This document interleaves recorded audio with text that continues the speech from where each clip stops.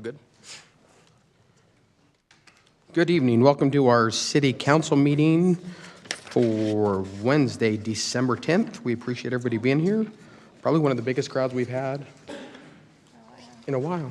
So welcome. We appreciate you being here and being a part of this process tonight. We're going to start tonight with the Pledge of Allegiance by Katie Keesaw. Hope I'm saying that right. Yep.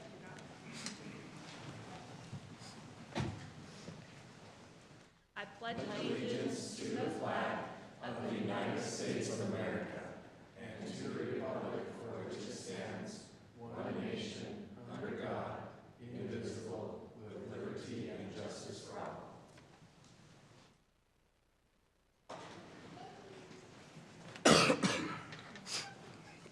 Thank you, Katie. Okay, we're going to move on to item 4.2, City Council comments and recognitions. Anything from council tonight?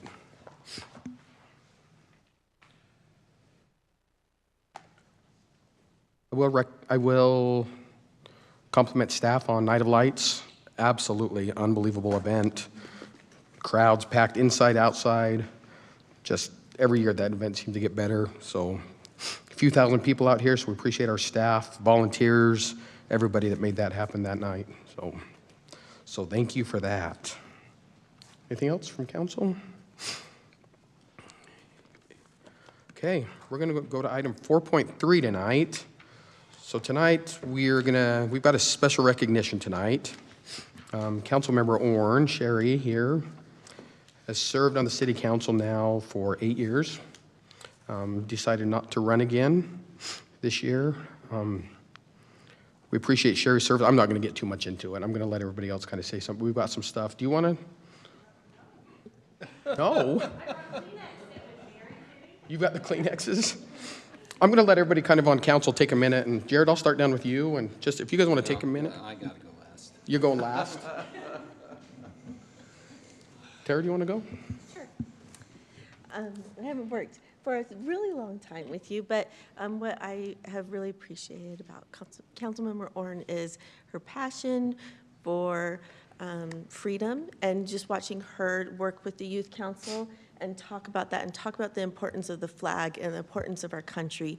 I think that's been really neat for me to see, and then your dedication to your role and just being there and doing all you can to represent your district and work for our city as a whole. Thank you. Sherry, I do want to share my appreciation for you. The last 4 years has been wonderful. You've taught me more about our duties in this role than any other member of the council that I've worked with, including the mayor, as we both came in as freshmen, as you're starting your second season. And through even the toughest disagreements or the toughest times when we don't agree on topics and perspectives, having that conversation and ability to work through those, and having that dialogue to be able to come back and be like, okay, we don't agree, but it's the right thing for the city and we're moving forward. And then your role on the Youth Council and the Water Board and Wasatch Front Recycling, it's all been for the good of the city. And what you've implemented in those areas and what you're doing with the youth and our next generation is just going to be tremendous. And I applaud you for that. And thank you for the last 4 years. And I know the 4 years before that was just as much impactful on them. So thank you.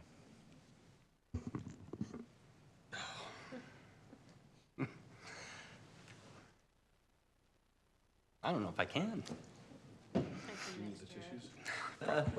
I always bring my own. I even told my wife before I came tonight, I'm like, I don't want to go tonight. just for this. I'm like, I've just been avoiding thinking about it. Anytime I do, I start tearing up. Gosh. He's not a robot. Oh, man. Have to, like, dig into my leg or something, have the pain override it. But I can't even describe, like, how important you've been, not just to me, but to the city. Like, people really will never understand. And I can't believe this much time has gone by. It seems like a long time, but then it doesn't at the same time, right? So in my time here, I would say not just this city, but every other city I've been involved with, every other say political person that I've talked to. I don't view this as politics, and you're one of the only other people I've met that views that the same way, right? That you do everything from a place of principle and conviction and complete representation of the people that you truly serve versus a lot of people who seem to stray away from that. And for me, I mean, I kind of going forward as far as the city business goes, there's a lot of important things to do. I don't want anybody to take this, what I'm about to say, the wrong way. Lots of important things to do. That's why I'm still sitting here. But man, the really tough battles, the extremely long nights, the really, I'll just say flat out drag out fights that we've had to wage to overcome some hurdles, ranging from separating from UPD, ruined my health, put me in the hospital. You and I had so many, I'll say, late phone calls. I mean, hours at a time, several times a day as we tried to do that. The UFA separation, the issue we had with a particular mayor for a couple of years, changing management. I mean, just huge monumental shifts. Like you and I have done all of that together. And in my opinion, we're the driving forces for all of those sorts of things. And there's no way that I could have done my part in those without you there as a true partner and a friend. So really, anybody that's here, you'll never know a lot of things that we do, but man, do we all owe her. That's all I'll say. I'll really start balling. Sherry, I can't add much to what I think is what everybody said, especially Jared. I think we've seen that. I don't think residents always understand how hard this role is. And Sherry, you've served with dignity, with class. I love your boldness. I kind of put that in my post, that I mentioned last night. I've never seen somebody so bold, willing to stand up for truly what's right for not just our community, but for the good, right? What is for the good of humankind. And I have learned so much from you. Coming into this role, being able to sit next to you and Jared, as Jared said, you've fought those battles.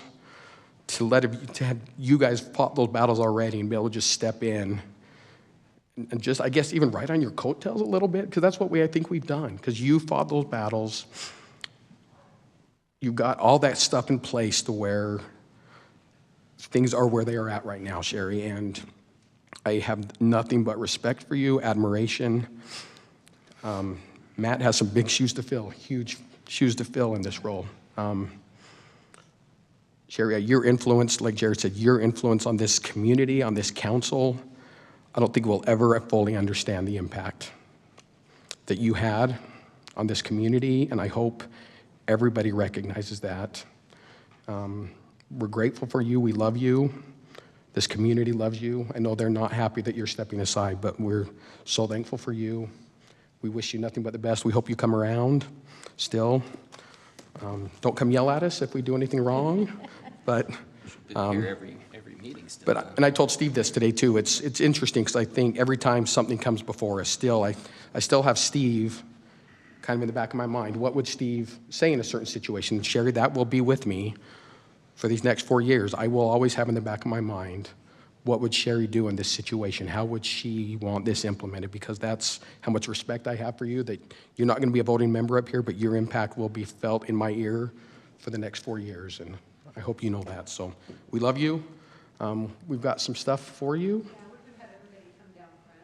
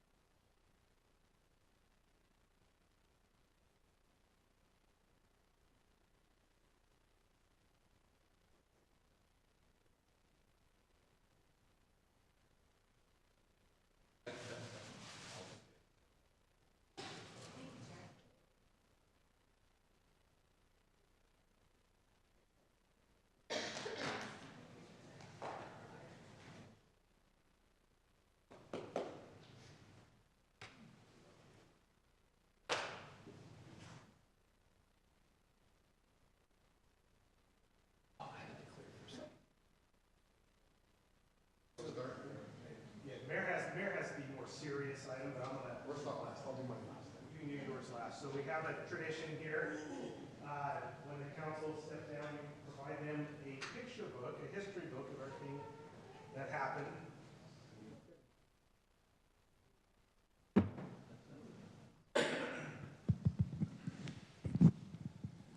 You gonna karaoke afterwards? You wanted my, I guess it's everybody on, if we have people online. So we have the picture book. I hope you enjoyed that. We had a good time putting that together. The other tradition, you probably guess what this is. A street sign. So we had quite a bit of discussion on, was it a road or a lane? But we went with Sherry Ohrn Lane. And the years that you served, and this is a Harriman sign. Hopefully, you will enjoy, just as a memento from the city staff to yourself there. Perfect. You can use it on your driveway. So.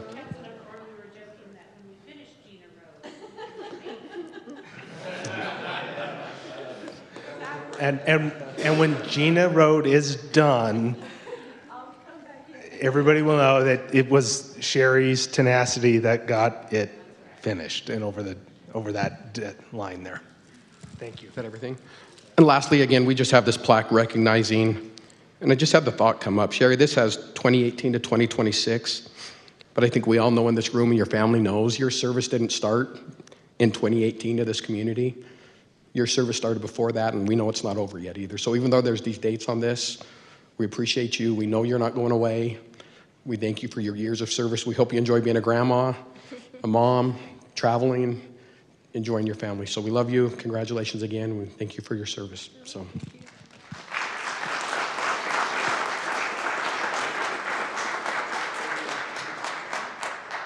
I want to say something, but I want to say it sitting up there. Okay. That's okay.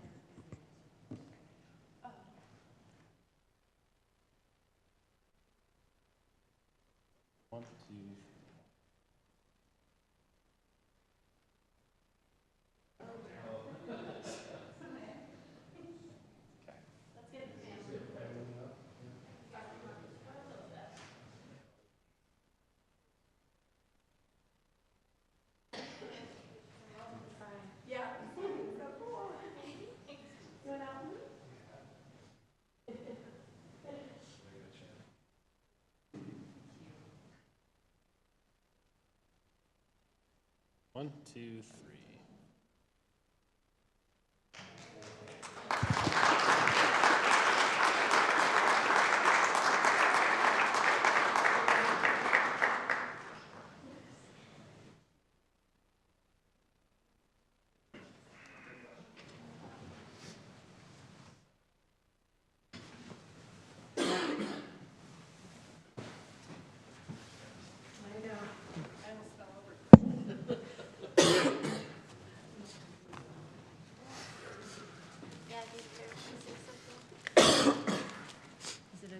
Say something now? Yes, please. So lots of years ago, they started some construction around the house. I'm sure you've heard my complaints before. And I was super irritated, super mad. And there's an employee at the city, JB, Jonathan Bowers. And I tell you, he's still here. And his skill is working with mad women. He's very good at calming people. No matter how angry you are, he can set you down and help you understand things and calm down the situation. He's definitely a value add here. So tell JB, thanks for calming me down and maybe it wasn't good because he calmed me down enough that I decided to run for city council. Thank you to my family for their support. You can't do this without good family.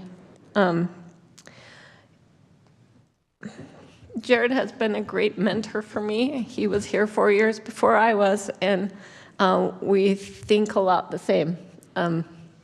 He is a statesman. He's not a politician in that sense. He very much is here to serve. And so I respect that and thank him very much for the kind things that he said to me and so many venting sessions, I suppose, we've had to have together about situations and things that go on. And truly am blessed by all the people I have served with here. The mayor, the current council, councils of the past. I've learned something from all of them, and I appreciate the experience. We have an incredible staff here. It's crazy, the work that they do and the efforts they put in and the growth that the city has endured, and these guys make it work.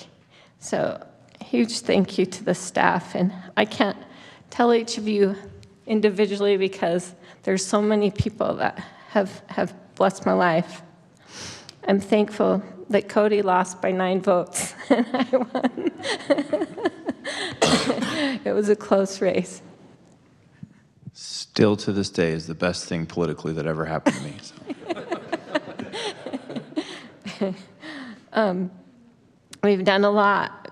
The police department, I love you guys. You guys do so much for our community. Thank you so much for your service. Thank you for, to me, that's the best decision that we made in the last 8 years was to create this department and the culture that's came with that. So thank you so much for your service.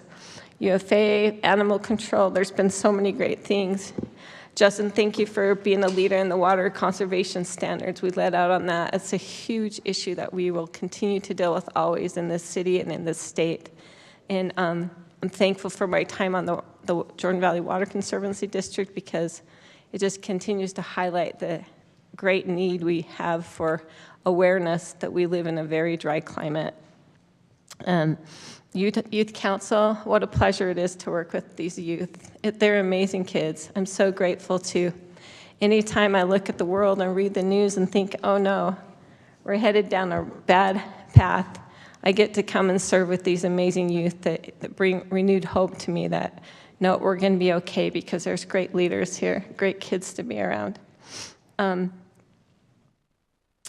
talked to the youth about the pledge. It is such an honor for me to stand up here every council meeting and say the Pledge of Allegiance. In our daily lives, once we graduate school, most of us never have an opportunity to say the pledge, very rarely. And it is such a precious gift that we have to live in this nation and the liberties that we have here. And we should just be so careful never to take that for granted. I'm thankful to Camp Williams. It's been a fun ride with them to have them as our neighbors. I got to go on 2 Blackhawk rides with them, and it was super fun. Super grateful for the men and women who protect us and put their lives into our service. But mostly I'm thankful for the residents. Thank you for allowing me the opportunity and trust to represent you, for being able to fight for you, listen to you. Sometimes I could vote for the things you wanted, and sometimes I couldn't, but I promise you it was always well thought. I promise you I studied and tried hard to represent you. So thank you so much for the opportunity and the honor truly to be here and to serve. I'm sure I missed people, but just know how grateful I am for this opportunity. Thanks. I'm sorry, we're going to do this one. Can we give Councilmember Ohrn one more applause? One more.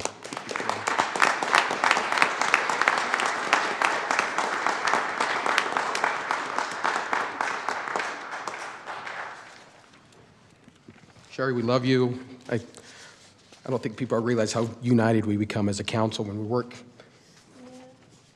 We go through the hard things together, we go through the fun things together, but it's all worth it. So thank you. Okay, on that note, we'll move on tonight to our public comment. Audience members may bring any item within the city's purview to the city council's attention. Comments will be limited to 2 minutes.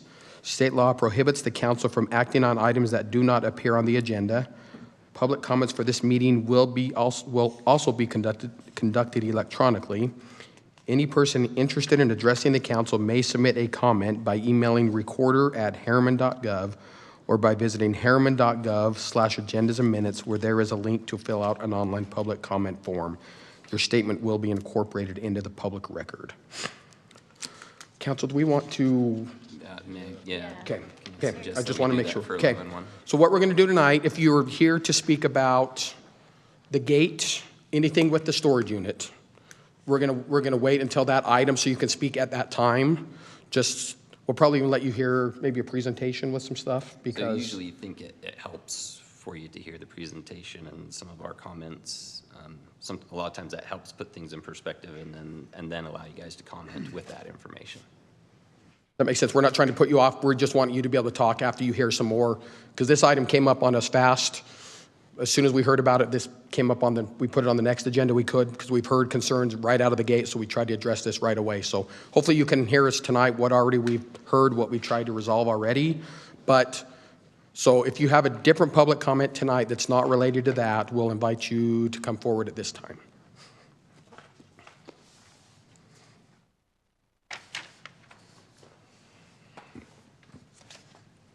Hi, Council. Matt Basham. Sherry, thank you. Thank you for representing us in District 3 just so well. I've had a front row seat the last year, a little bit more than that, to watch you work. You make it look so easy. And the reason why it's easy is because all the time that you put in that nobody knows about, nobody sees in a public meeting or listening to it, all the prep time. I did some calculations. I was just wondering what 8 years of service might look like. And I think these are really conservative numbers. So meetings, city council meetings, board meetings, you're over 500, just so you know. Hours, conservatively, 15,000 plus. And that's conservative. So you're an expert. Well, you hit that 10,000 mark, you're an expert. I'd say whatever that number is, you can easily double it because you Okay, have no 30. idea Yeah, that's how fine. Like much I more said, goes these are on. super conservative. The family back there agrees with me. Yeah. Triple. So the next calculation I did, nobody does this for the compensation, but you're making babysitting wages in 1995, I don't know, a couple of bucks an hour. So thank you. Mayor said it best, I got some big boots to fill. And the only thing I would ask is when you see my number come across the caller ID, just answer. Thank you. Matt, somebody told me one time that don't ever try and fill someone else's shoes, just make your own footprints. Appreciate that. I'll tell you that. Thank you.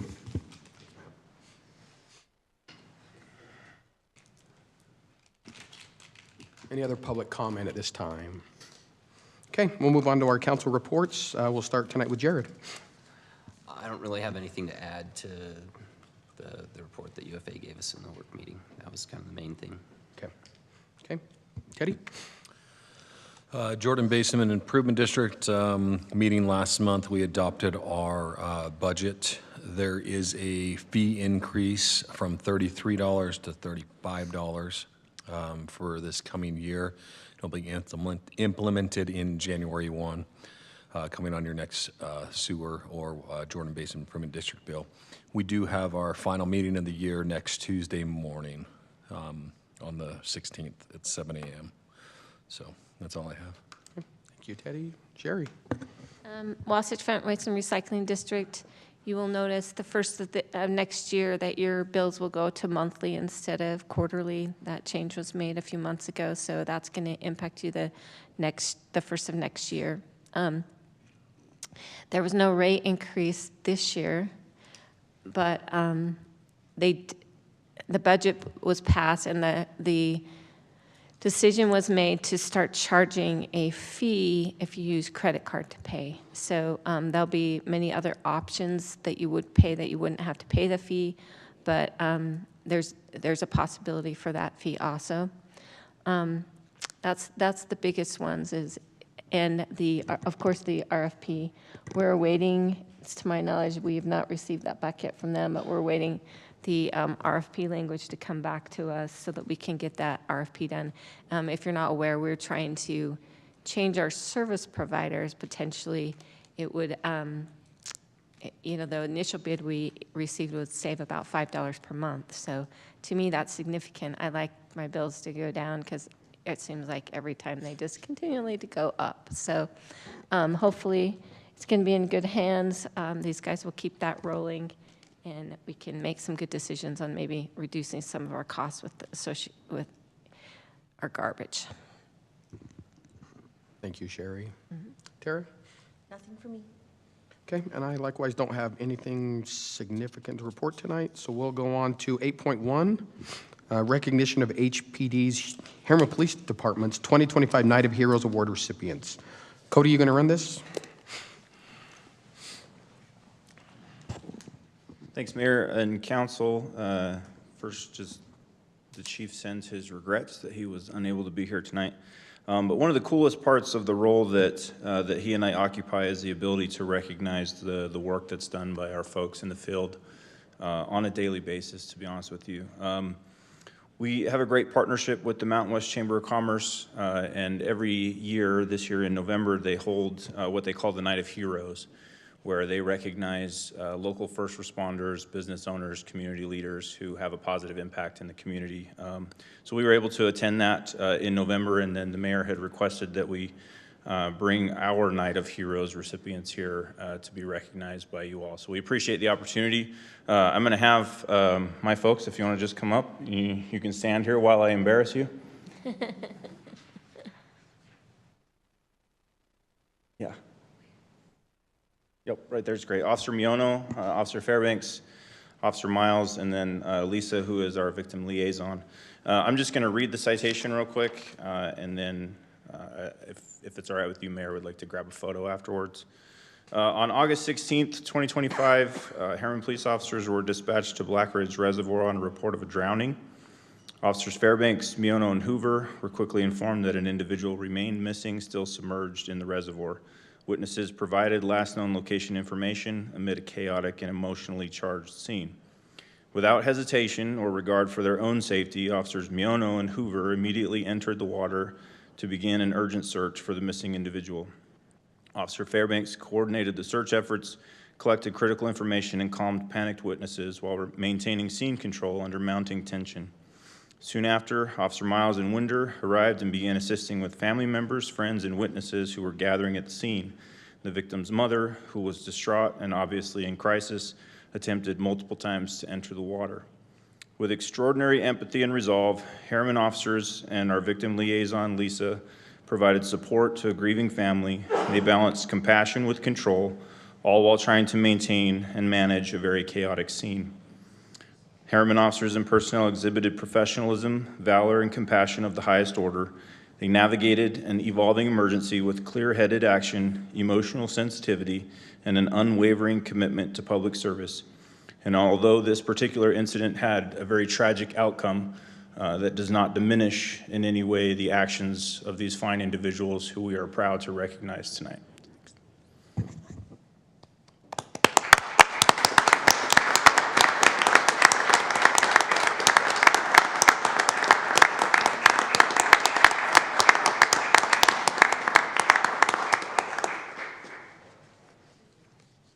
Picture?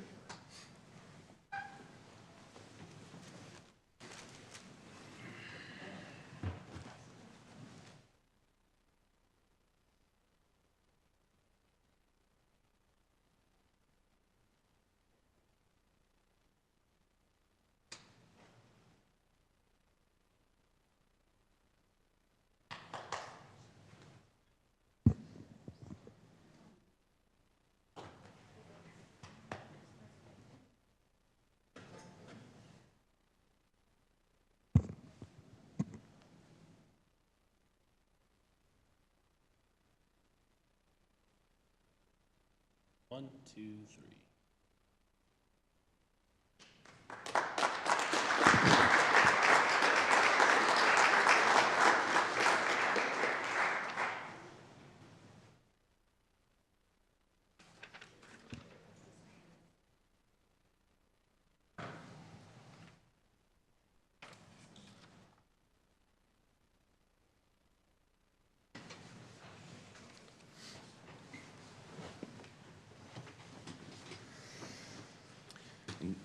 You know, Mayor, some of them really do hate when we embarrass them like that, but I want you to know that we do have the finest and best officers in the state of Utah, hands down. I hope you're as proud of them as we are, and they're Don't be phenomenal leaving yet. individuals. We haven't said anything about you.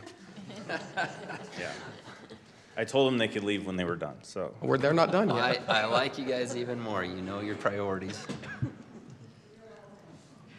Council, you like to say anything about, speak to this?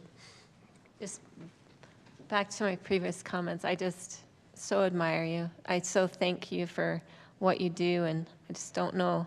You're extraordinary individuals to handle the stress and be peacekeepers in our community, so thank you. I'll just piggyback on a comment Sherry made earlier. I said this at the time, and I've continued to say it ever since, and no matter what I'm involved with here, the most important and best decision we ever made was to break away from UPD and create our own department. We have the best people. We continue to attract the best people because the best people are here. I mean, just one little, I guess, example that speaks to that. I look at different agencies around that always have open allocations, meaning they're always looking to hire officers. They can't fill the positions that they have. If we have an opening, average 50 to 100 applicants. Easy. We simply do have the best people and are doing something special, and it comes down to you guys, so thank you. Yeah, I'm going to piggyback off of what Cody Stromberg said, that we honestly do have the best staff in this department. Every individual I've had personal reactions or relations with, and meeting them and talking to them on the street, even the brand new ones that are in FTO and coming over from other departments, they come here because of the people. And that's what makes it special. And I know a lot of you don't live close to the community. Some of you are traveling an hour to get to work, and we appreciate that. And your dedication and service, especially during these fun times and then during the holidays and events we have, and when everybody's overworked. And we appreciate your boldness to jump right in and run towards the action and the fear when most are running away. Thank you. I'll just add another quick thank you for all you do. Especially, I'm grateful that you're able to receive recognition for just that tragic night, and to be able to just make things a little bit easier for that family and for our community, in addition to all them other many things that you do. I remember the night this happened. I remember I was on Mountain View Corridor northbound, coming from the south end of the city. I remember passing the emergency vehicles. As we were sitting here talking about this, makes you realize, as I'm driving north to the comfort of my own home, Anna, you're jumping in the water, risking your own life without a second thought. And Anna, I know you did that, but I know every single one of our officers would do that exact same thing.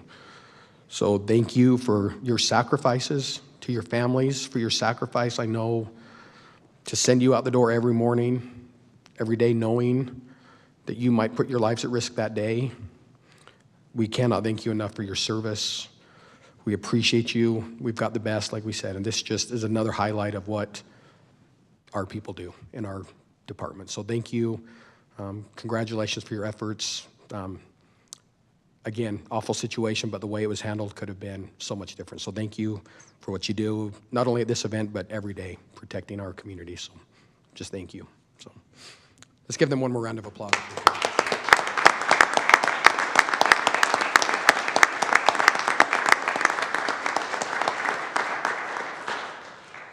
And now you're free to go if you'd like.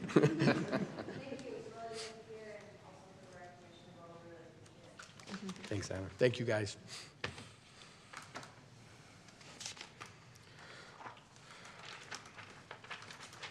Okay, we will go on to item 9.1 tonight, public hearing and consideration of a resolution amending the fiscal year 2026 budget. Kyle.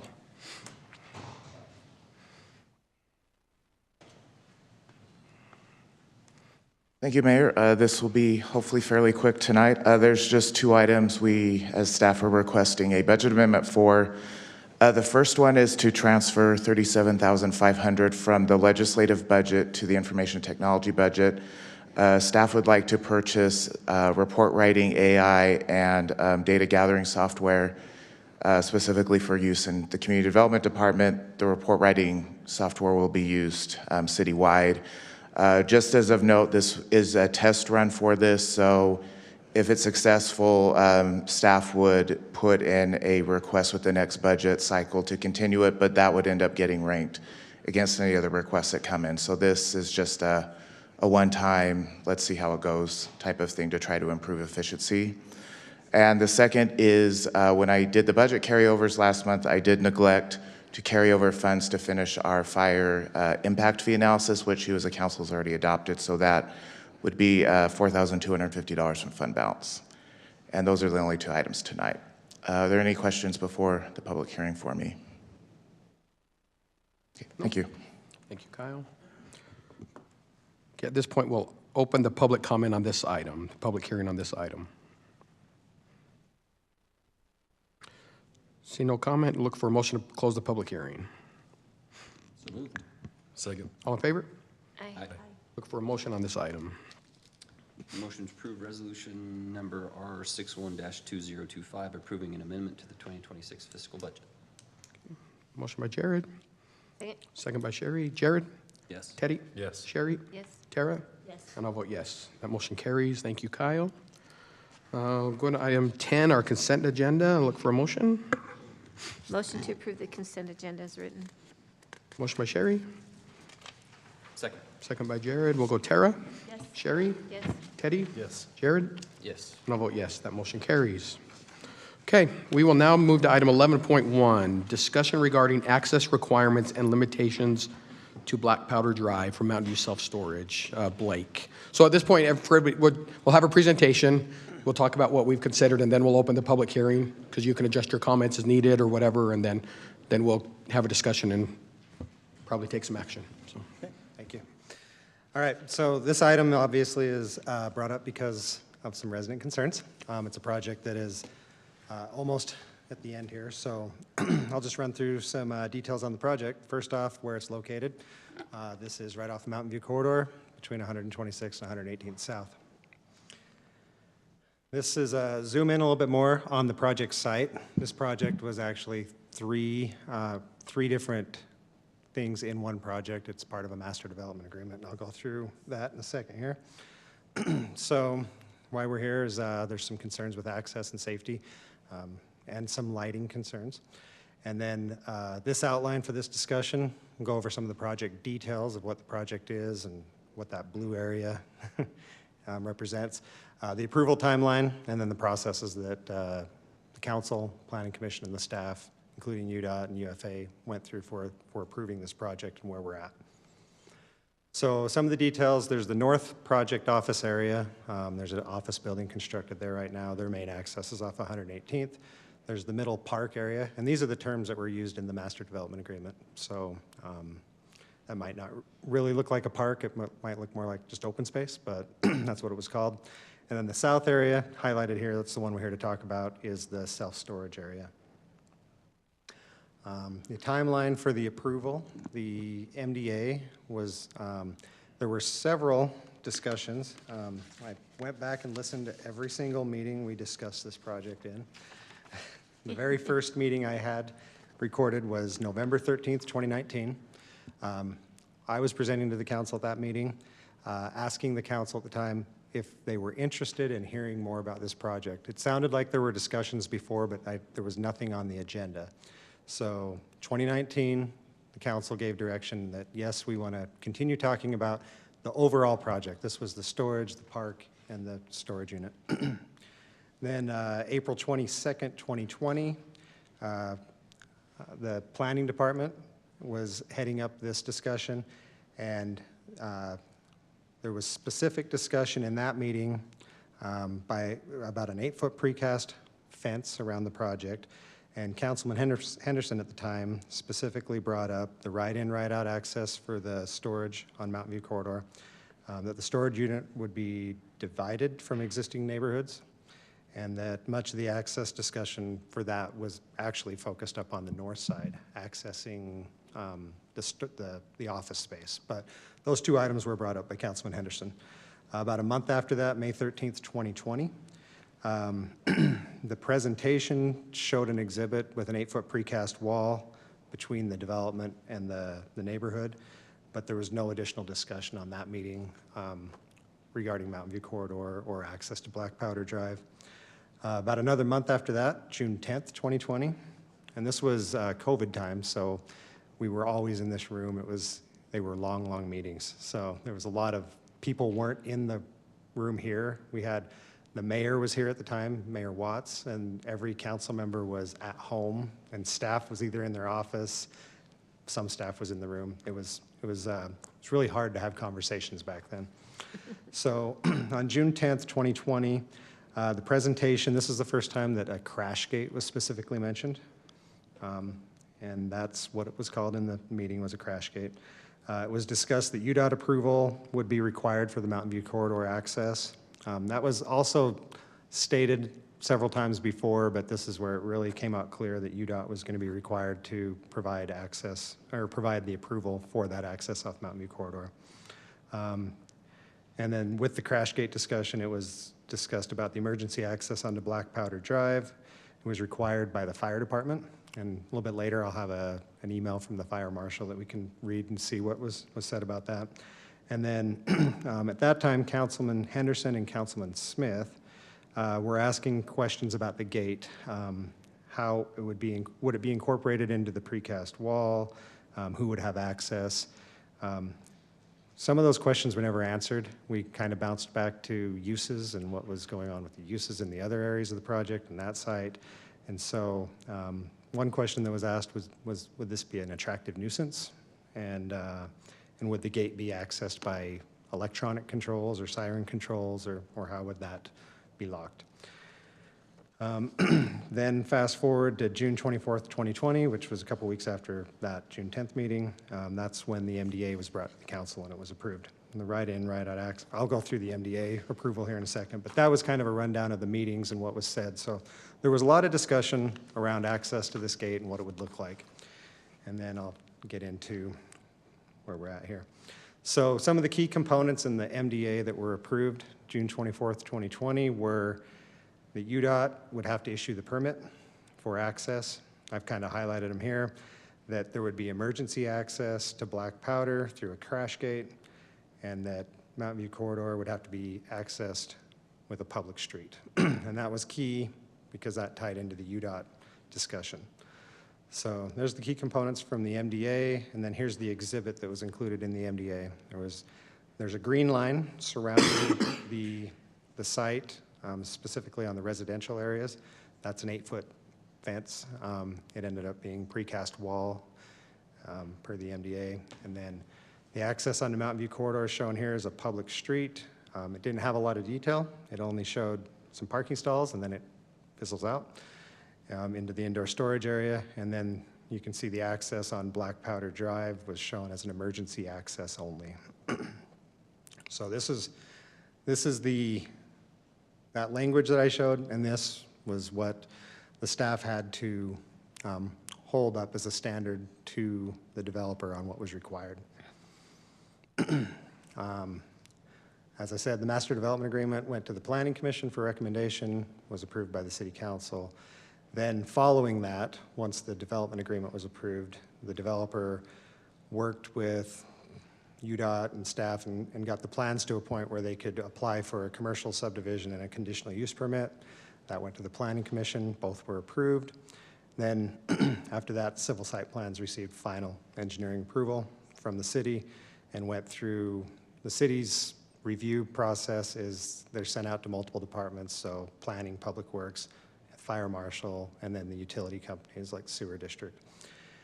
And during all of that, Mountain View Corridor access permit was totally independently approved by UDOT. The city applies for that. So the developer prepared all the materials, the city was the applicant, and then UDOT reviewed it. So we'll get into fire marshal correspondence. This is the correspondence I found from November 1st, 2018. So there obviously were conversations going on before that 2019 meeting.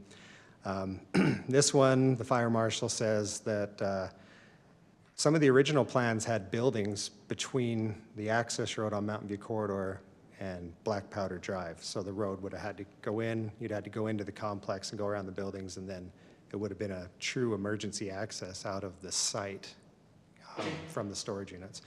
And so that plan is, I think, what was getting spoken about here by the fire marshal, saying that building might be in the way, the fire truck might not be able to maneuver around it, so that might need to shrink or move to make this work. So that's one part. And they're talking about the square footage of the units and if a second access would even be required, which they determined it was later.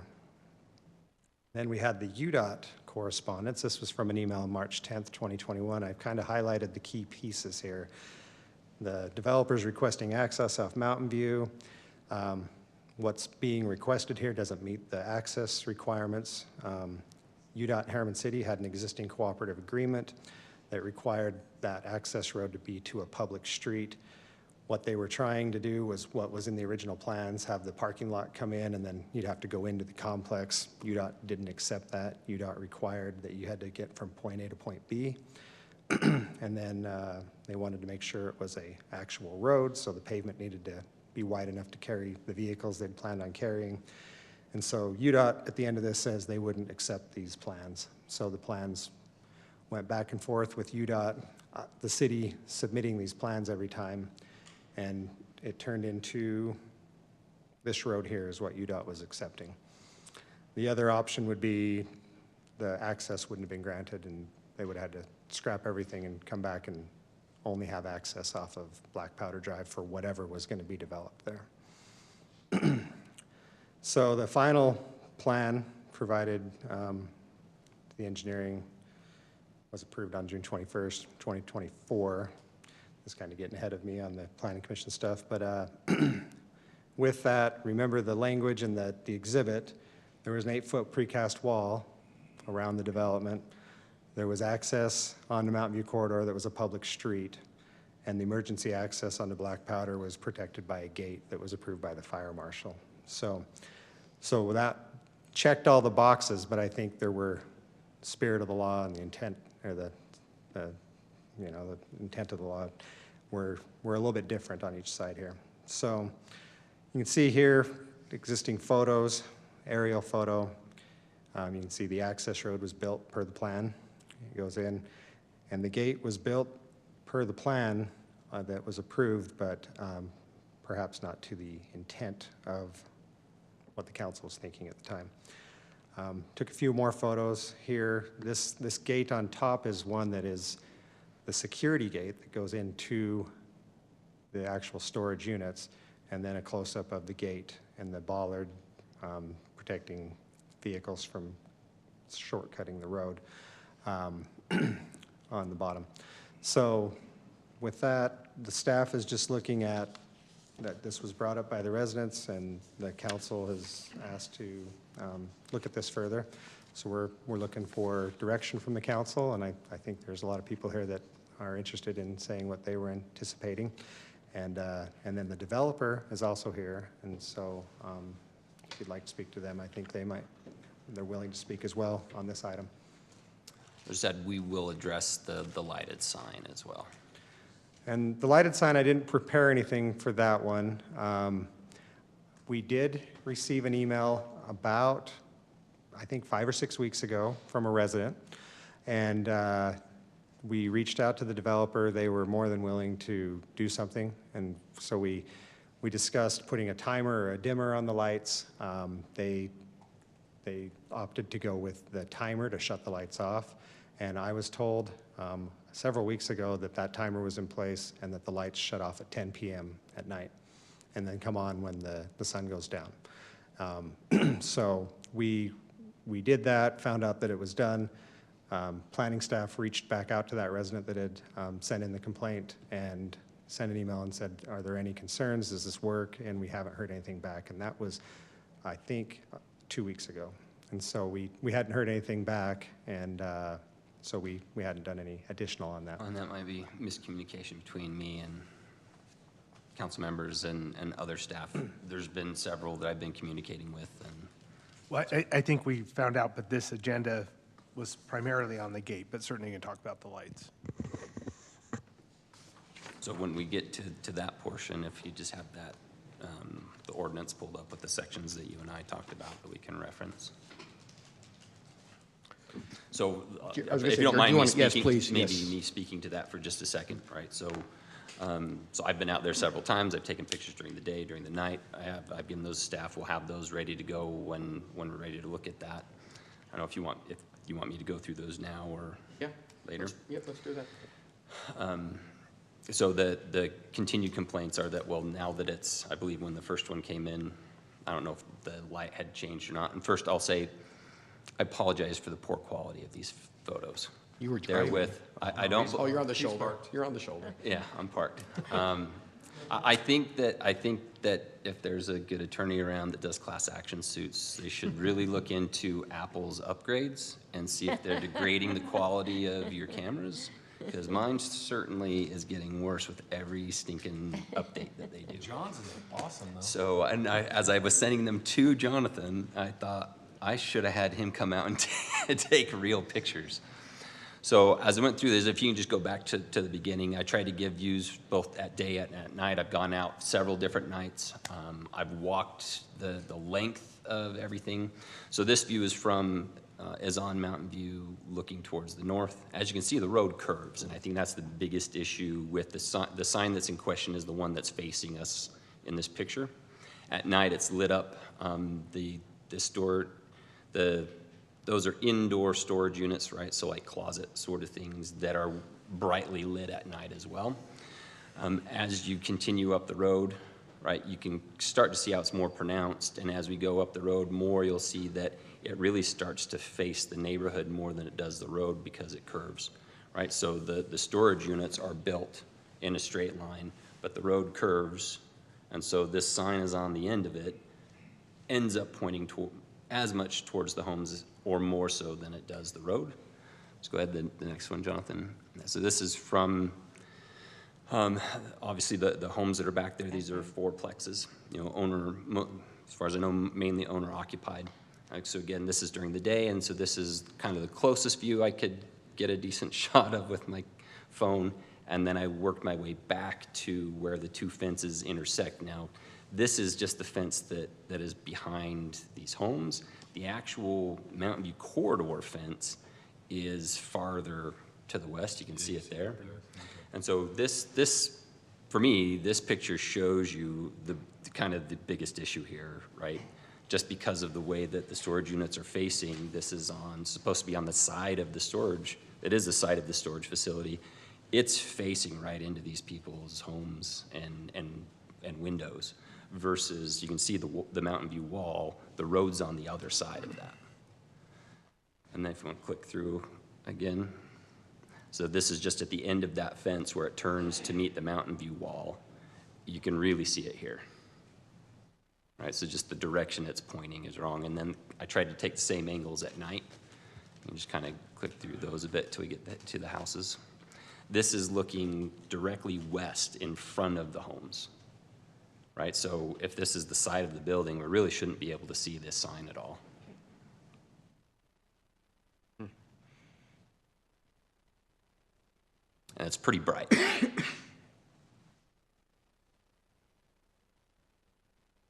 So I tried to just get all the kind of the same views as we go. And then this is from the opposite side of Mountain View to give you an idea of the frontage that they have that is well lit and has signs. So same thing both during the day and at night. That's beginning at the north end and then going to the south. I couldn't fit it all into even 3 frames. This is just the main sections. And then this is at the corner where the Mountain View wall starts, looking north. And you can see where the main gate is, and then it continues farther to the south, and then this is from the opposite direction, right? From the north end looking to the south. Where the Mountain View wall starts, the storage units continue another 119 yards, or 350-ish feet beyond where the Mountain View wall is. And that final sign that we're worried about on the side is at the end of that run. And I tried to take the same ones at night. So you can see that we're not lacking for signage and frontage.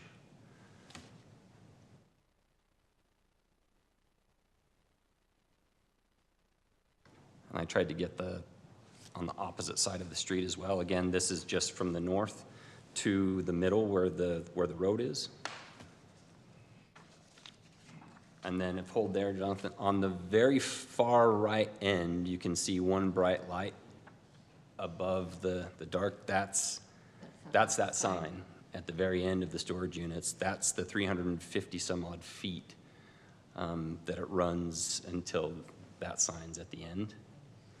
So I just wanted to kind of give that perspective. As I looked through everything, how did the Planning Commission miss this? Well, as you know, a lot of times the pictures that we see show the project. It's not showing the curvature of the road. It's not showing the proximity of those things, et cetera. I can see how it was kind of overlooked, in addition to the fact that our ordinance isn't great. And as a result of tonight, I'm going to ask that we look at rewriting the ordinance going forward. We can't make it retroactive necessarily. But for me, when it comes to the sign, I think the easy thing for us to do is to talk to the developer and Extra Space, whoever is operating that, and see if they'll just agree that to be good neighbors and just shut the light off at night. The big one. Yeah, so just the one on that end. It doesn't need to be lit. It doesn't need to be lit. It's fine to have the sign there, but to have it on and be that bright, you know, disrupting people's sleep, right? All the quality of life, all those things that we're concerned about. That's the easy fix for me. If they're not willing to do that, then this is where I'll look to Nathan to look at the code, right? So the code says that normally this wouldn't have been allowed if they were single-family homes, but because they're fourplexes, the code says you can't have a commercial sign within 200 feet of a single-family home. But because they're fourplexes, the letter of the law says that they can put it there. Well, then you have the Planning Commission where, and I know a lot of the residents did participate in the Planning Commission meetings, and again, it was the line of sight, I think, was overlooked, right? The way that the road curves and how it shines that way. So that was kind of the first oversight. So if they don't agree to just not turn the light on, then the next option is this section of the code, and I'm going to paraphrase Nathan, correct me if I'm way off base or if you want to read the actual thing. There's a process that we could have them file.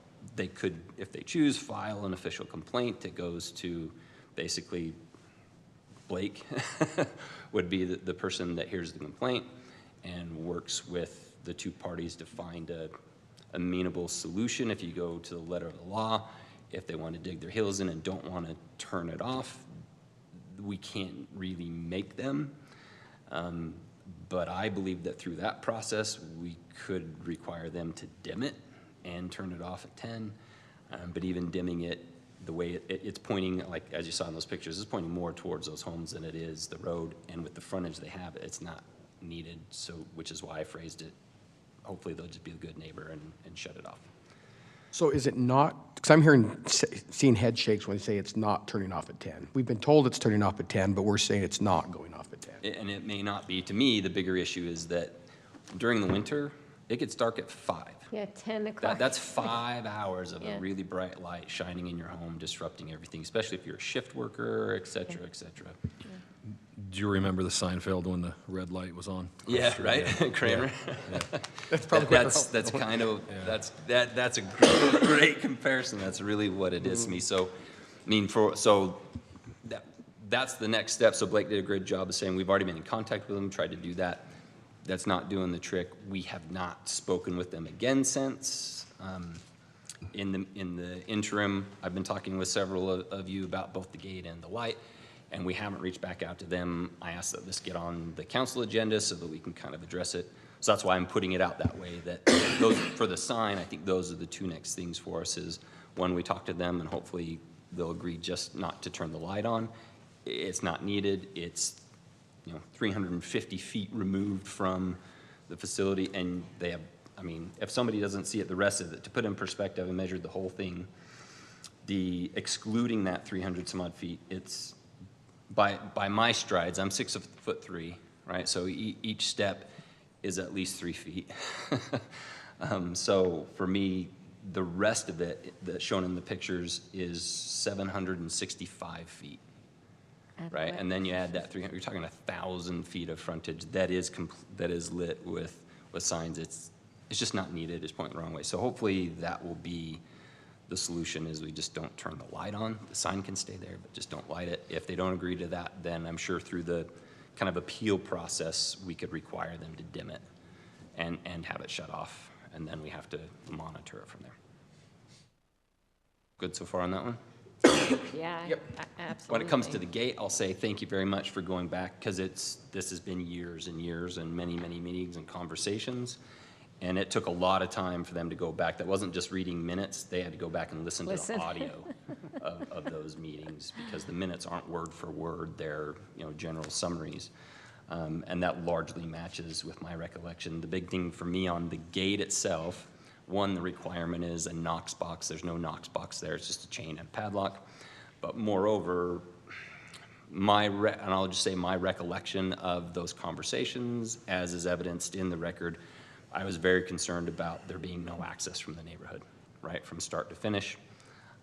I wasn't concerned about them having access. My response to having access from Mountain View is if they can get it from UDOT, great. If they can't, then they can't, but there's no way we're gonna have a commercial access, through the neighborhood, especially the way that neighborhood's laid out. It makes zero sense whatsoever. To put a few things in perspective, when it came back around several years later, I can go back through several things, but one consideration, at least for me, was that the city doesn't own this property, never owned the property, right? The private organization and developer own the property. They could pursue to develop it, and as was stated earlier, only have an access through the neighborhood, and we wouldn't be able to stop them. We could absolutely vote, no, you can't put anything there, but we'd be violating property rights, they'd sue us, and we would lose. It's pretty much that simple.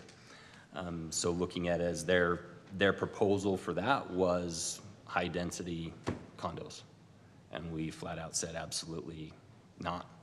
Well, then what commercial use can be there? It's a bad piece of property. Then we put in a restriction that, well, if I knew full well, having done this even at that time for a few years, that the easy thing to do is to put up the storage units. They can do that pretty fast and easy and start making money. They came in selling the office building, and so we pushed back, and I think that's why there's so many years in between. Yeah. I thought it was a hurdle that they wouldn't clear. It took them several years and came back and actually did, is that they had to actually do the office building. I forget the requirement. They had to actually put money into the ground. They had to actually put a foundation or something. It was to obtain a building permit, so they'd had to pay all their fees. So they had to go do through all the whole process. engineering and basically incur a cost of, a significant cost to do it before they could even begin on the storage units. So we were trying to find a good way to do things that wouldn't hurt the neighborhood. And then even at that, you mentioned Councilman Smith and I came back to there needs to be no access to the neighborhood. We need to protect the neighborhood, both with the wall and no access. UDOT came back and said that we'll allow an access, but there has to be a public street. It can't just be an access to a business, which then began the discussion of the gate. And my recollection of that was always, I'm not happy with just a flimsy gate like the one we see in the picture, right? When we talk to fire, et cetera, what needs to be accessible, it needs to be a crash gate, and the answer I was given to a crash gate is that could be literally anything. It could be the rollaway, it could be electronic, bollards that come out of the ground. It's a term that could be used for anything. I'll hold my hand up and say I should have known better. I always say devil is in the details, and as you said, we went back, we had so many conversations over so many years. I felt like we had assurances that we'll figure out the gate and it will be more than just what we see here was my feeling, and one of the main reasons I'm driving that we talk about this gate. Because while it might meet the minimum standard of the MDA, and that's where I say I hold my hand up, usually I push back, I'm like, the devil's in the details, we need to make sure that MDA, because all that matters in the end, several years later, is how these things work, is what the words say. And so I'll hold my hand up there that I didn't push back with enough force on that particular detail. But I also feel that the developer has been really responsive and amenable, but if they don't want to do anything different here, I do feel that the city has given, on more than one occasion, not just council, but planning commission, people have called in and they've been told that there would be a better gate there, whatever that means. I think most people picture the kind of wrought iron black gate that you see is what we all kind of had in mind. So my opinion is that if the developer doesn't want to do it, they have fulfilled their contractual obligation, then I feel that the city needs to do that to make good on the expectation that we set with the residents. Apart from that, then you can see the pedestrian access, that was never discussed. It was never mentioned anywhere. I'm told that the reason that's there is we, as part of our commercial ordinance, we require any commercial business to have a pedestrian access. And because Mountain View is just a frontage road right now, and on this side of Mountain View, there's no walkway, planning department, and this is not their fault, they rightly kind of looked at the plans and went, well, just connect it to the existing sidewalk right there, and that will satisfy that requirement until Mountain View. But then that gave further access through here that we said would not exist.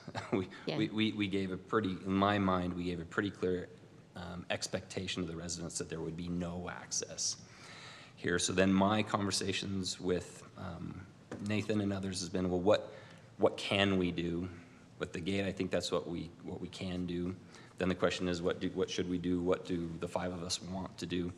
When it comes to the pedestrian access, then I asked two questions is, well, again, what can we do? And the answer was pretty immediate from legal that we cannot just put a gate there because of the federal ADA laws. It has to, if it's accessible at all, it has to be fully accessible, is my understanding. So correct me if I'm wrong on this. My question is, does it have to be accessed at all? Can we just close that off, right? There's no need for it. The only thing it accesses from, and I wish I should have thought I had to take pictures of where that trail goes. It goes to further just open dead space before you hit the homes there because it's the power corridor. Yeah. Right? No one is going to be walking, even if you live in that neighborhood. I really doubt that any of your friends and neighbors are going to be walking to that storage unit to get things or take No one things with good intent. Right. If we're not required to, again, I think the simplest, easiest thing to do with the pedestrian access is just close it. Regardless, if we can't do that, we'll have to do something because that opening is easily 7.5 feet wide. One of the residents sent me a picture. They didn't get the person actually going through it, but took a picture as soon as they could. The car was on the other side, watched a car drive through it. It's a tight fit, but a compact car could fit through there. Those bollards are just too far apart. So we'll have to do. Anything. Sorry, what's that? A motorcycle, there's different. Oh yeah, forms motorcycles, all the e-bikes and stuff. all that Things. stuff will go The attractive nuisance, that's a legal term that I learned 30 years ago in college in my business law class, right? That the attractive nuisance is that it's there and it's a dead space and it's attractive for kids to go and hang out and do things. So that's kind of what that discussion was earlier, and I think it's an apt description as it is now, especially with that adjoining kind of power corridor, et cetera. It does kind of, having that access creates somewhat of an attractive nuisance, and I'll bet that at some point the storage unit people will probably agree. At night, I'm sure PD will end up agreeing. So, Brutsworth, there's my summary for you and suggestions. So Jared, let me summarize. I think what you're trying to say publicly is, I think people misunderstand that as council, we're sitting and watching these projects happen, and we're approving a gate, and we're approving like this. The council in 2020, before three of us were even involved, was approved by a previous council with some understandings. Right at that point, for us, it's kind of out of sight, out of mind, if, in a way, Well, right? It's our- not, Our involvement is the zoning, right? The use of the property, and then the MDA is the thing, is the agreement that then we can add all kinds of things, including the requirement for the gate, et cetera. right. Yeah, and you're What right. I guess all I'm trying to say is, as soon as we were aware of this from from the residents, we put this on an agenda to solve. We recognize as well that there were some issues with this, right? So let me just say that, right? Like, we recognized right out of the gate, this was not what was envisioned 5 years ago, right? So let me just say that. So that's where, this wasn't a council being lazy, this wasn't a council trying to, like, this was, they built it there, and this, we can't even fault the contractor, they built it according to what they were required to do. So now this is our role now, is to step in. Residents have brought us a concern.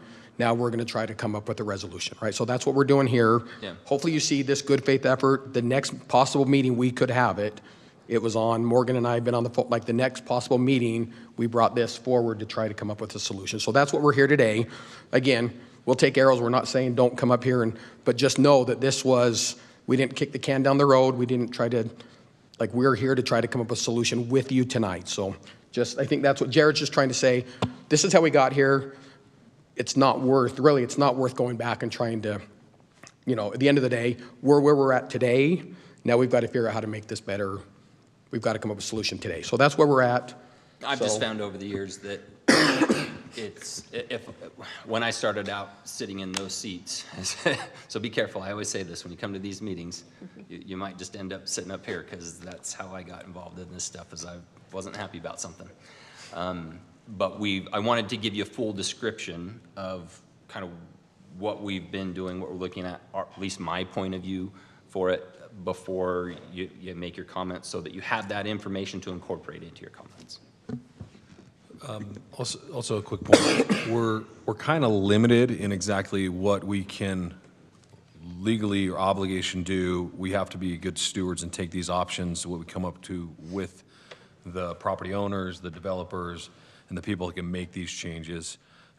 So we may come up with some amazing ideas, but it's still a process of getting the end user to agree to those and make those changes to whatever they were supposed to do originally and required by the city and our rules, and then what they are obligating, or what we would like them to do or correct or change. So some of these corrections are very easy and minimal.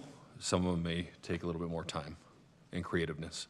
So Let's do public comment at this point then. So now you've kind of heard the background where we're trying to head. We'll still kind of talk, but we would like to hear your, and I will say, I told Morgan this when we were on the phone last night, if you've got an idea of what you would like to see, again, we can't promise, but I like when people come with solutions.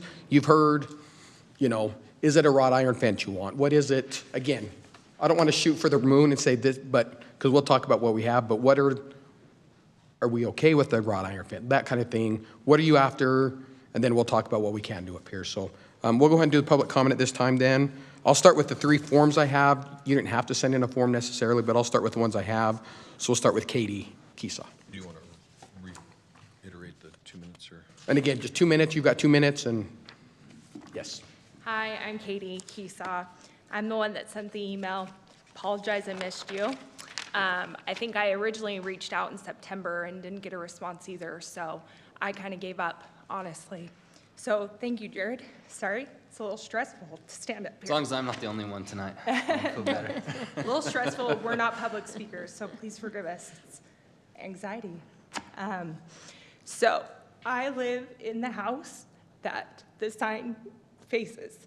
My windows are green. My children's bedroom windows are on that wall. That fence is 20 feet from my home. Now, I understand that we need to build and we need to develop and we need to add things to the city. And to your points, I was very happy to find out it was a storage unit and not higher density.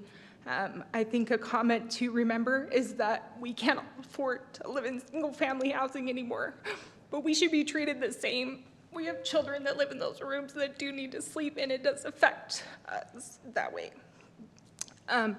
I would just love for you guys to review the code. I reviewed the code. There's lots of things that are outside of that, from the trees that weren't planted that are in the plan that would provide a barrier between our home. The sign is very bright. I don't think those pictures do it justice. I would I would agree. love for you to come over at night. The sign has been turned down, that's true. It was turned off at 10 o'clock for a few days, maybe a few weeks. I stopped keeping track. It's back on, it stays on all night. Sometimes the sign gets turned off, but the display windows do not. They're purely display window. That light is not needed for access. Those are not storage spaces, so it would be great. Those lights don't turn on and off when someone walks in. They're on all the time. Is there also a way, even if they're in there so people can access their units, there's certainly a way that you could film the windows or something so that. Well, that's not an actual window, that's a storefront window, so it's just fake. No. It's a window. There's to the storage unit? closet door storage Yeah. units in there. And so But it they're seems- on that bright all the time. I didn't which mean to is- take your time. Which is Sorry. part of the signage. The other end is just like it, right? But to me, that's part of the signage. Look at any of their buildings around, and whether it's Extra Space or others, they do that, but that's part of the signage. Yeah. So for the record, developers, whoever, we'll ask that they turn that off as well. It can for do sure. me a motion light when somebody enters that space, they can turn it on to access. Or you A could film on the windows, windows, yeah. Yeah. To my knowledge, I've watched it built, there's nothing in it. It's a display showcase. So it'd be great if the development could be completed with the trees. There's utilities on the roof that are supposed to be shielded. The fence is supposed to be painted the same color. So if we can build all this into that, to the point of the fence or the gate in the back, I would just say a security issue. I think an important thing for us to remember in our city and our state as we continue to grow, other states haven't done a great job of protecting. That's a quick access road. It would create more crime. So something to look at. Thanks. Thank you. Thank you, Katie. And thanks for saying the prayer. Thanks for leading the pledge, too. And like Sherry said, thank you for being here. We appreciate you guys. I know this is nerve-wracking. We've all been here. I think this is how we all got involved, was being in, like Jared said. We brought a frustration, so thank you. I promise, we're just normal people here trying to help you, I promise. So, thank you, Katie. I've been the mad woman on that side before, too. I think we Okay, all started at that, Mike. Yeah. Trina Jacobson, did I say it? Is it? Hello. I live just off Black Powder. I have been talking with Jared. He's been great. We've talked to Blake a few times as well. I'm just going to kind of voice my concerns. I will say when the storage units, we heard they were coming, I was kind of relieved. I do think that was the best solution for that area. I think me and my neighbors were a little dumbfounded by an access first. I did call the city and they did tell me a gate. I was kind of assuming it would be a little bit of a nicer gate. And what I was told, it kind of sounded like it would be completely closed off. So having it open was kind of a shocker. First of all, we weren't really expecting that access. And then having the gate go in and seeing the large sidewalk and then the opening, I don't know, the picture shows a very large opening, just a stop sign. I am a little concerned about safety. There is a park not far from there, just a little tiny park. From a mother's perspective, if a little toddler got away from you, they'd be on Mountain View in seconds. The kids' bus stop is also right there, junior high bus stop. My daughter actually came home Monday telling me that somebody pulled right up to that gate, got out of their car, got back in their car and sped away. So I do have some concerns with safety for the kids that are standing there alone at 7:30 in the morning. My other major concern is it's ugly. It's very industrial. We don't live in an industrial area. We live in a beautiful residential area, and I just was hoping the standard would be held at a little bit higher for us residents. Thank you. Perfect. Thank you, Trina. Thank you.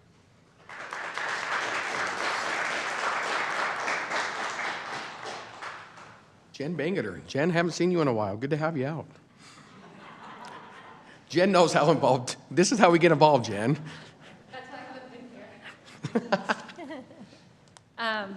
My name's Jen Bangeter, and I live just down the street from Trina, and our biggest concerns are the safety, access, right, the open thing. Something that is a little bit intriguing to me. I thought I took a screenshot of it, but I didn't. But on, I think it's August 2nd of 2023, there's like a list of like all the attachments, right? And it shows like the gates and everything in there. And on that plan, it looks like it is just like the other black gates that are there rising up. It looks exactly like that. And so from my perspective, when I saw that, I'm like, okay, they're going to have an electronic gate that goes up just like they're having for all the other places. And so I felt, even though I didn't want this storage unit there, right, I felt satisfied, like, okay, they're going to make sure that this is not accessible at all, that they're going to keep the boundary of commercial and residential completely separate like it should be, right? Minus whatever the fire department says that they need. So for us, it's like, that feels a little deceiving, and I know I don't read blueprints, right? But like it was very obvious a contraption to control it kind of thing, you know, like it looked just like the other ones that are now the black iron gates. So that felt a little misleading to me. Like I was okay because I felt like that was what was coming up, you know, so. But just like the others have said, my concerns are the same with safety. My kid is one of those kids that rides that bus, and, you know, teenagers and other kids, and there's just a lot of open space right there for problems to be caused. And so there's a lot of little concerns that just pile up. So, and thank you for your time and effort and what you're trying to do to help us. So. Thank you, Jen. Good to see you again. You too. Okay, I don't have any more forms. That doesn't mean you can't come to speak. So if you'd like to come, make a comment, I would just ask that you state your name for the record at that point. And if not, we'll discuss, okay? Yeah, so I'm Jeremy Jacobson. Been doing construction for 30 years, so I'm very familiar with commercial residential. So if we are required to have a ADA access for wheelchairs, is what they're calling it, we know no wheelchairs are gonna have to enter that off of black powder. Could we put a wrought iron gate there with a electronic push button with an arm that if somebody does have to roll their wheelchair through, that gate could open up for them? That would at least deter the honest people from seeing this wide open sidewalk.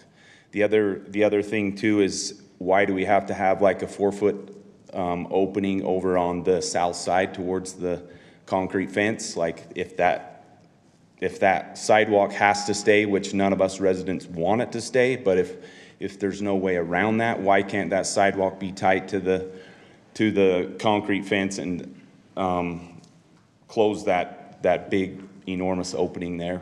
And then on top of that, I second, like, why can't we have a nice looking wrought iron fence just like the rest of the community versus, you know, just a swing arm, you know, so. Thank you, Jeremy.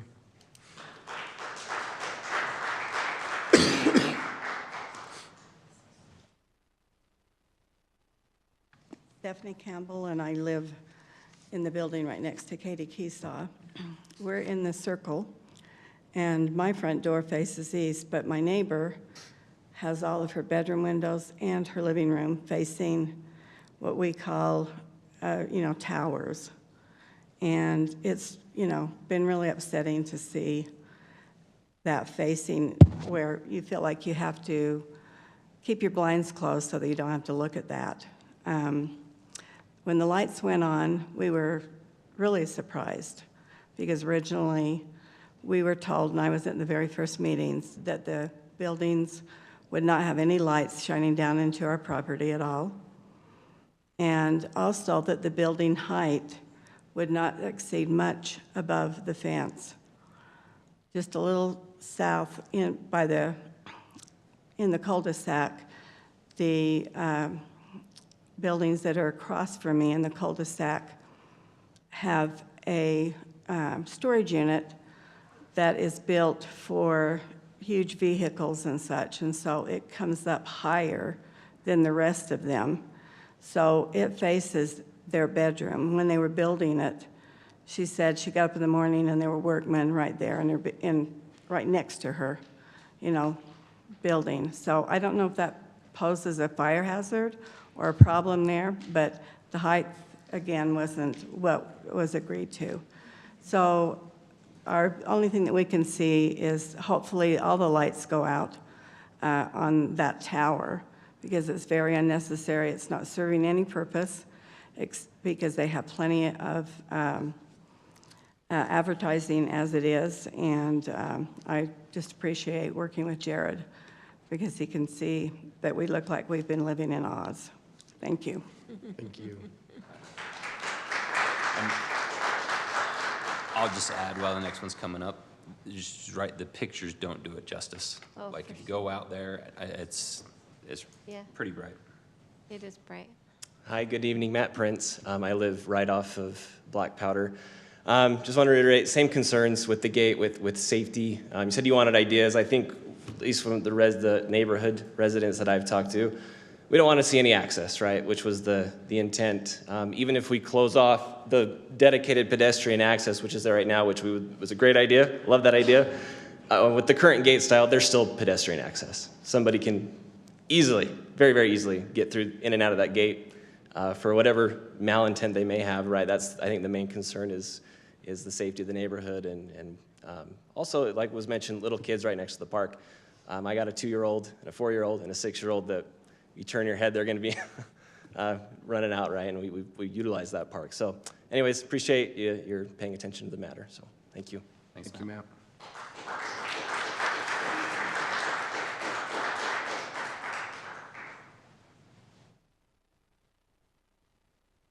First of all, thank you for your time, appreciate it. My name is Rebecca Parker. I live right off of Black Powder as well, so just east of that gate. My main concern is the safety issue, as everybody reiterates.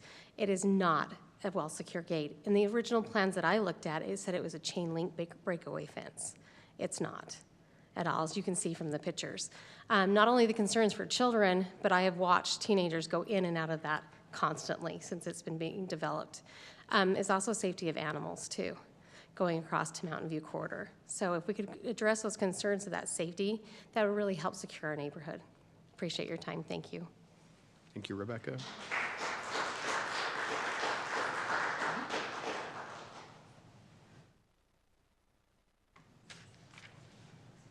Hello, I'm Brenda Kamka, and I've only been living in Harriman for 1 year and 6 months. I came here from a place filled with nature and beauty and skies that I could see the stars. And so I was a little disappointed, actually, coming here, but my children are here, so I'm here. However, there are very many beautiful places in the city. But where I used to look out my window and I'd look past the walls and try not to hear the traffic and look up and I could see the stars, and it was really nice. Until I looked out one day and there were neon green sign in my window. And my neighbors that are closer, it's even worse. So now I'm wondering, I don't know what you can do about it. I know you're willing to do something, and I'm not very clever on a lot of things, but I'm wondering about these, if we couldn't have the windows, if you can't do anything else, can these people's windows be replaced so that, you know, that light isn't shining blindingly into their bedroom? Something, if you can't do anything else. And I don't know what I'm going to do about seeing the stars. I'll have to go to my daughter's house. Thank you for listening. Thank you, Brenda.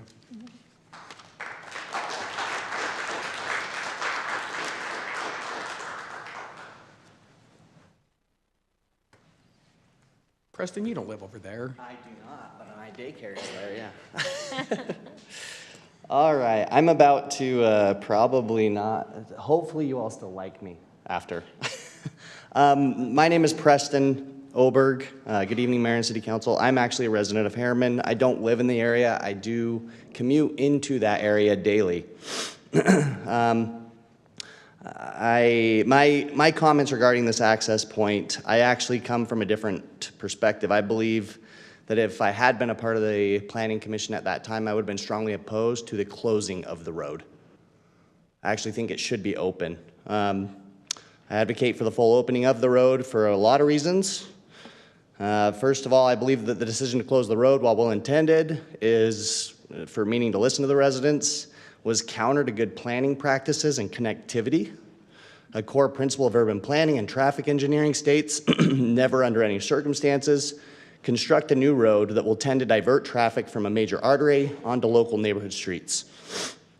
The closure of this road actually runs counter to that concept. Instead of traffic flowing out of the neighborhood onto a major corridor, it forces the flow through a significant and confusing amount of neighborhood streets. Some interesting points: there are 3 daycares and preschools at the very minimum found in this neighborhood. To access these daycares, you must enter and pass through nearly 2 miles of neighborhood. There's a large programmable park in the heart of the neighborhood that hosts various youth sports programs. This traffic is also forced to filter through these neighborhoods. This area, by my count, has 700 residents with only 3 access points. It is already closed off to the Riverton side. Fully opening this road would reduce neighborhood traffic, not increase it. That would improve safety, not reduce it. Because drivers would flow onto the major corridor, over navigating through the neighborhood. There are businesses newly opening to the west side of Mountain View Corridor. It is common sense that greater access could also increase patronage there. Opening this road would improve access for many of those 700 residents. I know I'm out of time, but I just reiterate that I strongly actually oppose the closure of this road and would like reconsideration of that. You want to go sit by Cody now so we can protect you? Thank you, Preston.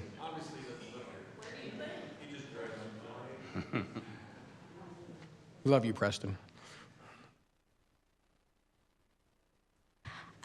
My name is Rachel Ney, and I live in the circle that is actually behind Black Powder. So what we get is the traffic to the park, and we also get the traffic that is trying to cut through from 118 to 126. I have 4 children. When we bought the house, we were super excited because it had a backyard and my children wanted to play there. However, they didn't. They wanted to play in the front yard because they could use their scooters and slide down the driveway, and they had lots to do.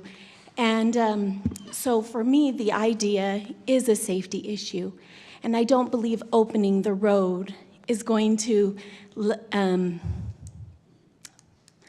impact the traffic. I think it will increase traffic and increase the fear as a mother who sends her child outside hoping that there will be responsible residents driving or responsible drivers coming through the area, which several times we've had drunk drivers driving through.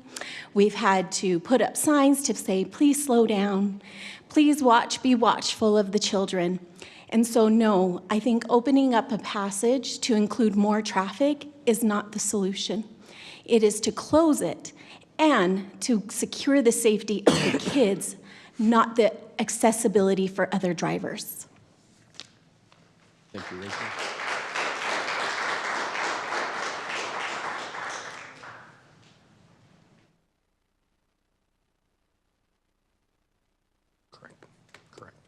My name is Morgan Bangeter, and I live on Frizon Way, which is like the cul-de-sac that comes off of Black Powder. I was today years old when I learned that Preston is our planning commissioner, I think. Is that LinkedIn told me? Okay. So thank you for your service. I do appreciate it. One of the concerns that I have with the way that it's situated, you're going to have people coming with trailers to get their stuff from the storage unit. I am worried that they're going to prefer to come through our neighborhood rather than trying to get on to Mountain View Corridor. And then also the pedestrian access, it makes it so people have to come into our neighborhood. The reason we were all opposed to the townhomes and the high density was that there's already too much traffic inside of that neighborhood, and it just is so clogged, and if people are parked on both sides, it's really difficult. So to leave an access road that would then bring more into the neighborhood is a really difficult thing. Thank you, and thank you all. And no, I have no plans. Thanks, Morgan.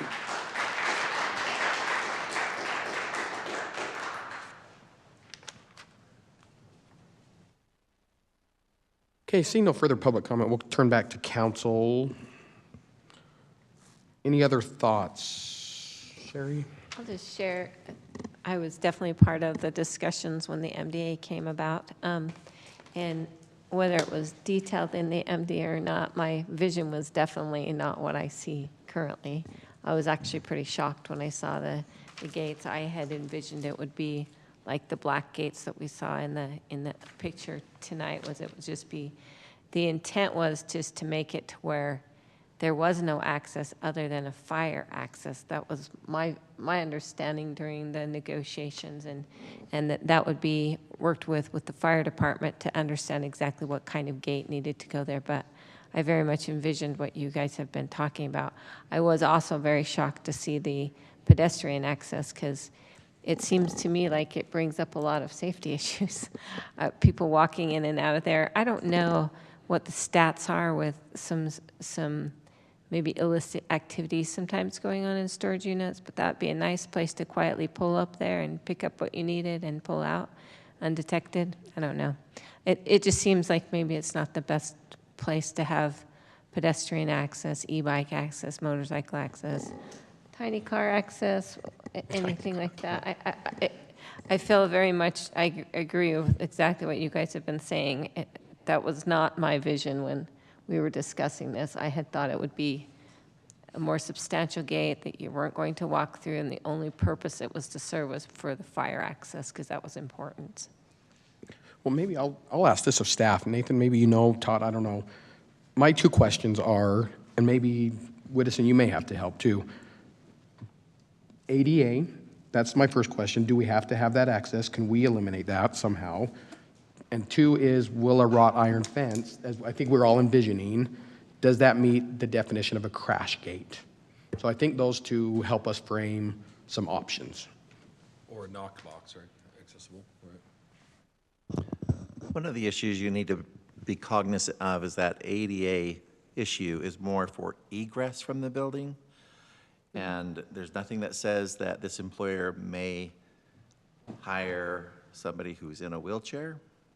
So it's not just to access the site, but it's also to leave the site if you are in needing an accessible path away from the building, and you're supposed to travel to a safe, designation, a safe public space away from the building. Yeah, the building he's talking about is the leasing building. So that's what spurred the safe egress. It has to be ADA compliant, of course. And so there's discussion, and I don't have the building official here to ask, but getting into the public space could be out into the road and maybe not all the way to Black Powder. So there might be an opportunity. We can look into that a bit more. And then there was something else that spurred my mind. I did see that there was a note, as doing some research, that it can have a gate though on that safe egress path. And the other thing that brought up the sidewalk, as I looked through everything, was where that was required to be a public road. We have our public standard for roads. There was a deviation to the standard approved that allowed them to not put sidewalks on both sides, but only go to one side. And it was all in compliance with this egress and then the sidewalk on one side. Might be why there's space there, because there's supposed to be a park strip and a sidewalk on a public road, and we got rid of the park strip, put the sidewalk up against the curb, and shortened up the right-of-way width. All in the name of being a public road so that UDOT would approve the access. So my first question is, can we close it? Does it sound like we need to research on that? Probably need to get the building official. Okay. Okay, so let's look into that. Okay, Whittison, can you speak to the crash gate? To me, that you'd have to knock that down anyways because that's locked, right? I'm assuming that's locked with the. Well, there's a chain and a padlock. Chain and a padlock. We would just access it with a bolt cutter, or hopefully there would be a Knox box that's there that we would have a key to as well. But. So we could do that with the wrought iron fence as well then, correct? Yeah, as long as there's, I'd have to work with Wade Watkins, fire marshal, just to make sure what I'm saying is accurate here, but just the intent would be secondary ingress and egress for that area, right? That if there is, the main entrance is blocked or there's mechanical failure with that other gate, there's a way for the fire department or public safety to get into that area or public to get out. Like, it's my first, because my So- first thoughts so were for not me- an electronic gate, because I don't Yeah, think for me, it that's doesn't the- need to be electronic. Correct. You put the nice wrought iron fence there on wheels. It's got the same I can knock. work with the fire marshal, but I mean, I've seen plenty of other gates than what I'm looking Yeah, at. than what I've seen there, right? It's just on wheels. You got the same Knox box, or Knox box with the key. Yep. Unlock it, roll it out, and we're good. Yeah, ideally, it's a Knox box, and we can gain access without causing any sort of damage or minimal. If not, there's bolt cutters or Yeah. whatever, huh? Jaws of life, chop it up. So I'm not trying to like short circuit this conversation, but to me, it sounds like, and I'm just, if I'm hearing everything, I think we need to do some research on, if we can do that, and then if we can close the pedestrian access. Like, I think those are the two, or gate it, right? I think those are the two big issues. If we solve those, I think we're, The lights.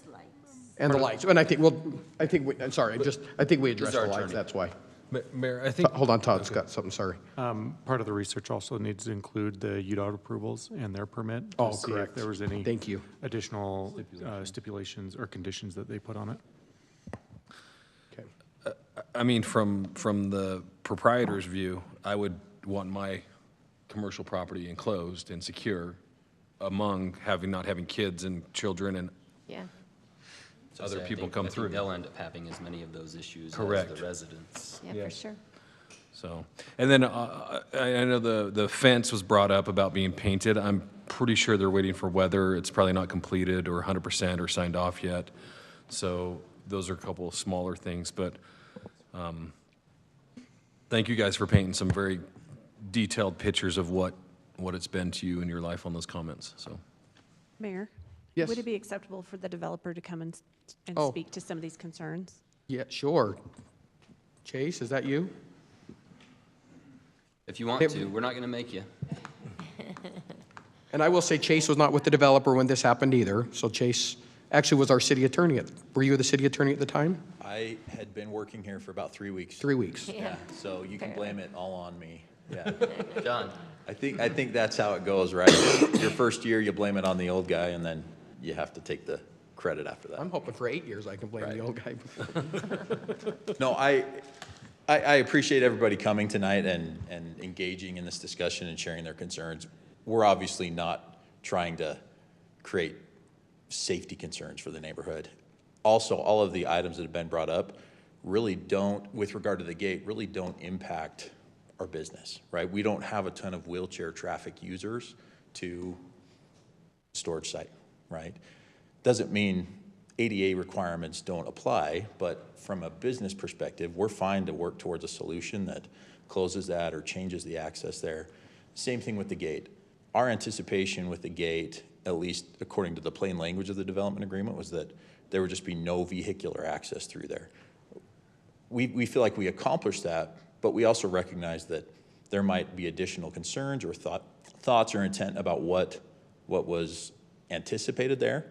And to that end, we've had conversations with staff about exploring some of those solutions, what those costs might be. We don't have hard quotes of, hey, to change this to a wrought iron gate, this is what that would be, and the timing on all of that. But we're open to exploring those solutions with staff and coming back and reporting on those.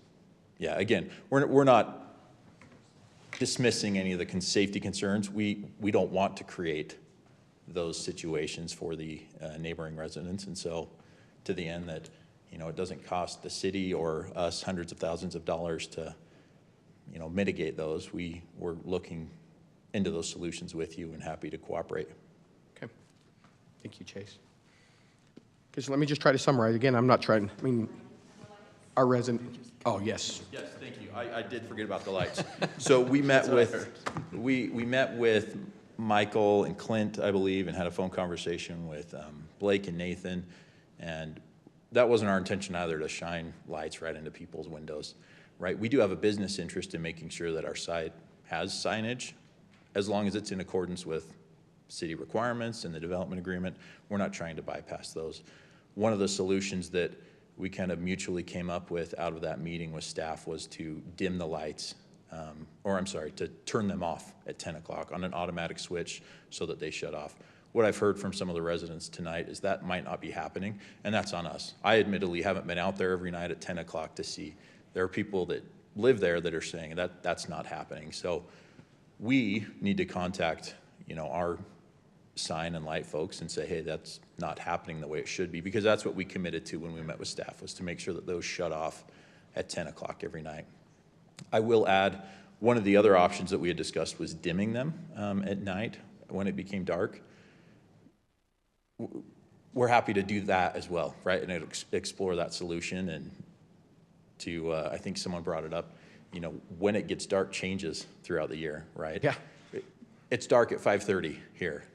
We want to make sure that we still have some advertising to the extent that it doesn't, impact people unreasonably according to the standards adopted by the city. So same as with the gate, we're open to exploring those solutions, making sure not just that we're in compliance with city code, but also that we're being good neighbors and come to some amicable solution on that. Okay. Can I ask a question? So what would it look like to turn the lights off at 8 p.m. instead of 10 p.m.? Is that something that you'd be interested in exploring or willing to explore? Absolutely. I'm not the one to make that decision, but I'm happy to take that up the flagpole. I'm going to be firm and push that we ask them to just not light them at all. As I pointed out, there's 1,000 feet of frontage that is extremely well lit there, and the reason that I went out there and took those pictures and measurements, et cetera, was I knew what would kind of, in this setting, it's difficult to, it's difficult to really appreciate what it's like on the ground, even from those pictures. But, and I tried to really go out of my way to make that point. If I'm a business, I want signage. I want my business to be seen. There's no shortage of that. 1,000 feet of lighted signage there. That one, and I understand how it was I understand how it was overlooked on our side of things, and the code is lacking. That's number one on my list. We need to change that ordinance to residential, not single family. It doesn't matter what type of housing it is, residential. If you're living, you shouldn't have to live that way. So I don't need applause. I can come and talk to you afterwards and shake your hand. And we'll get you out of here faster if there's less applause. Thank you. So I'm going to just pointedly say that that's going to be our ask. So for the audience tonight and anybody watching, the way that this works, we cannot vote on anything tonight. That's not how the process works right now. We need, and I made a point earlier of saying that the developer, the business owners have been very good neighbors so far. They've been very amenable talking to us and working through these things. I view these things as oversight, right? We just miss things because when the council approves the MDA, not the planning commission couldn't override the road opening even if they wanted to. That was the city council and the MDA and our decision. But from the time we make that decision, we never see this again. Right? It never comes back to us. Their plans don't come to us, right? So from the time of the main decision, it goes through the hands of several different departments on both our end and the developer and builder's end. And so when it comes to these lights, they built the building and they put the lights on the end like they're supposed to be. They're lit the way that the plans were drawn up, that was approved, because it is just something that I think was missed. And I have every confidence that we'll be able to work with Chase and his team to get the solution there. But I want to be clear that that's the one that I'll be pushing for and driving for as we have that conversation. Again, that's option number one. That's easy. Second one is that if they don't want to do that, we can't force them the way that the ordinance and the laws are written, but we can go through that secondary process that's in the ordinance to have that kind of those competing interests be heard by. In this case, I keep pointing to Blake. I forget the term that's in the ordinance, but that's him. Community Development Director. Community Development Director, right, to hear that and find solutions, which then the next stage would be dimming it. But as pointed, I mean, it's 300 feet between that end that's pointing towards the neighborhood, and the rest of it is just not needed. So be clear that, like, that's number one is the ordinance. I would ask for support that we direct staff to look at changing the ordinance. Second, direct staff to work with whoever we need to, the developer, the end user, whoever the responsible party is at this point, to get the light turned off. Further, I think we should, I think comment was made, I wrote it all down. I think it might have been Stephanie or Rebecca. Maybe we need to look at putting some more trees and things in that space as well, because it's not just the light, right? Because it's a I didn't know that there was going to be basically a two-story building there that really is just used for signage, and just that two-story building, right, in and of itself. So maybe some more trees that are there is a great idea. So the solutions that people have suggested, very much appreciated. And then can we just, the expectation we clearly communicated was no access, divide the commercial from the residential, give the residents that assurance. All the safety concerns that were brought up are absolutely legitimate, and there were several brought up I hadn't even considered. You know, kids wandering out there, pets wandering out there. That's not just danger for the pets, but for the traffic, right? Those sorts of things. So can we close the pedestrian access? I'll be shocked if we can't, when we look down at it, right? And then the gate, I think, is easy. And like I said, Chase and his team have been really good to work with us and want to be good neighbors.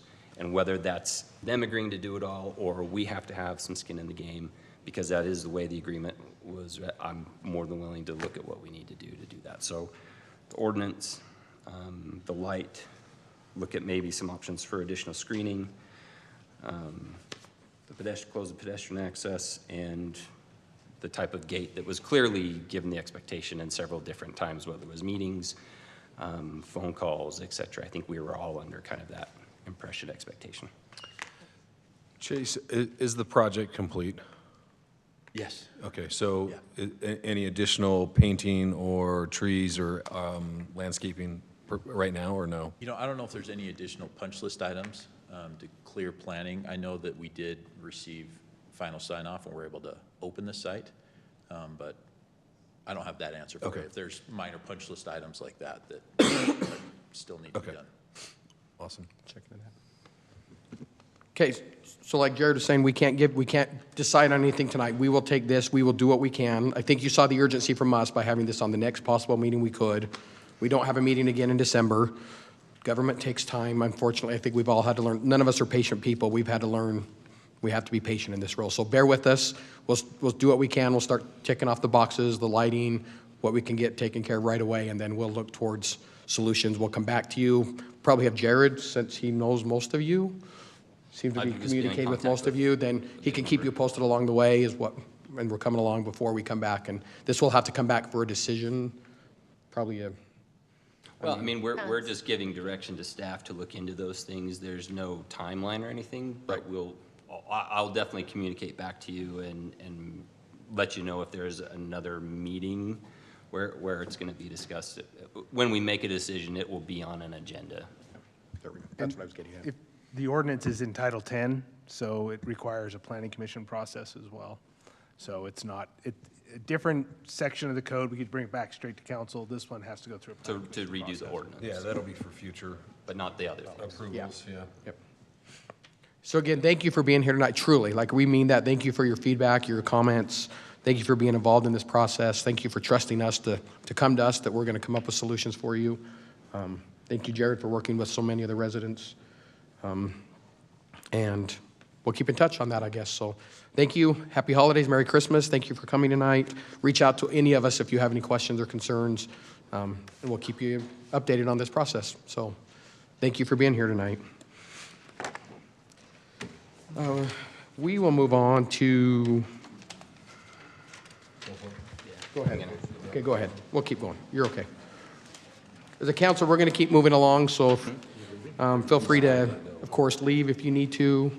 We're going to move on to 11.2, review and consider proposed amendments to the Panorama MDA to modify the project boundaries without changing units and clarify procedures regarding potential administrative approval of residential lots. Michael. Thank you. I will give a presentation focusing on process and what is being requested in this amendment. As you know, Chase Andreezy is here representing DAI Utah as the applicant, and he can address some of the more perhaps detailed questions you have on the development itself. As mentioned in your staff report, there had been a previous administrative amendment to this MDA, which is allowed within the agreement. There are some items that do require council approval, and that is partially what is being presented to you tonight. As is typical, the council has asked the Planning Commission to review and make recommendations on these MDA requests. And the Planning Commission did do that. They forwarded a recommendation to approve, voting 6-0. And as you know, the council's role is to consider this amendment, and you have the final decision authority in this item. This is the approximate area of this development agreement. This was the development plan specific to Panorama, the MDA, in this area. But as the council is aware, it actually is intertwined with two other agreements, including the Rosecrest MDA, which is an older development agreement, and then South Hills, further to the south, is also another one. That's by Wasatch Commercial. The elements of the proposal are fairly specific. They are making some adjustments to their boundaries, largely addressing some issues with property that is currently owned by the school district. They also identified, or we identified during a subdivision review within this project, that the double frontage lots that were being shown in the subdivision plat were on what we could consider a local street. Typically, cities try to avoid having double frontage lots for obvious reasons. When they occur, they typically are happening on a larger road, like an arterial or collector road. In this case, we have double fronted lots that are both local roads, front and back. And our ordinance doesn't allow for that. It wasn't addressed in the MDA per se. So we're proposing some additional standards as to when that might be allowed under the authority of the administration. And then they are also proposing an upgrade or an amendment to the grading plan, and then also the village plan. I'll just quickly show you these exhibits that are in your packet. The original site that is owned by the Jordan School District is rectangular, but in making this change, it's now of a kind of a geomorphic shape that extends fully out to this proposed Blooming Rose Boulevard. So there's a property exchange that's happening. Essentially, it's almost equal. I haven't seen the final property description, but I'm told that it's essentially an equal trade. But the boundary itself is being adjusted, and that does require council approval. This is a map showing where these currently projected double frontage lots occur within the project. There could be others, but this is where we've currently have identified those. When we identified this issue, the applicant was had great deference to the city and basically said, why don't you draft some potential standards associated with the development of double frontage lots? What are the concerns that we see? How would we try to mitigate that? These are the 7 criteria that are in the proposed amendment. I believe that the applicant is wanting to address some of these with you tonight, but those are in the proposal right now. This again is the grading and retaining plan that is in the exhibit. And then lastly, this village plan. Now this is the adopted village plan. You can see this white section adjacent to Mountain View Corridor. That's actually some property that is owned by by Wasatch Commercial for future commercial development, not part of the Panorama project. This next image, the proposed village plan, they actually are still showing that just for context, but technically it's not in their MDA. This is outside of their MDA boundary. That's that purple front parcel and kind of that brownish extended rectangular parcel near Mountain View Corridor. The other thing that became an interest or concern to the city staff is the MDA says that the applicant can increase units within these different villages, but no more than 10 without council approval. And you see that in Village 1, they're proposing to increase it by 15. You'll also see that there are decreases elsewhere. But again, that change just exceeded staff's ability to approve that as as a technical or a minor modification. So that was another element that had to be presented to the city council tonight. These were the recommendations that staff had prepared for Planning Commission consideration. They're in your packet. They were recommended by the Planning Commission, and I believe the applicant was accepting of these recommendations, and they have been included again in the draft materials. A number of, if there are any associated maps that need further amendments, that is something actually that we can do administratively. So I have that just flagged in here, just saying that any exhibits that conflict with the proposal, that they would be amended, and we would work with the applicant on finalizing that. Again, that is under the authority of the administrator. So again, any questions as far as the process or what is being requested for me? And if not, if you have more specific questions about the development itself, then the applicant can address those for you. Did you come up with the standards yet on what you would recommend for double frontage lots? So those are the 7 that we had drafted. We shared them with the applicant. I believe because he had some conflicts in his schedule, Chase was not able to give me his feedback before the staff report was published. But I understood after the fact that he had some concerns or some questions, and I don't know specifically which of these 7 he might have some feedback for you on. Again, this was totally developed by staff. This was not something that was proposed by DAI. I'm assuming there's some graph or great elevation changes throughout each road and each road height on some of those areas. Again, you'll see, obviously, we have an amended grading plan. So again, the applicant can speak to you on that. Okay. One of the things that they have been trying to do with this amendment is to work with the natural topography more so.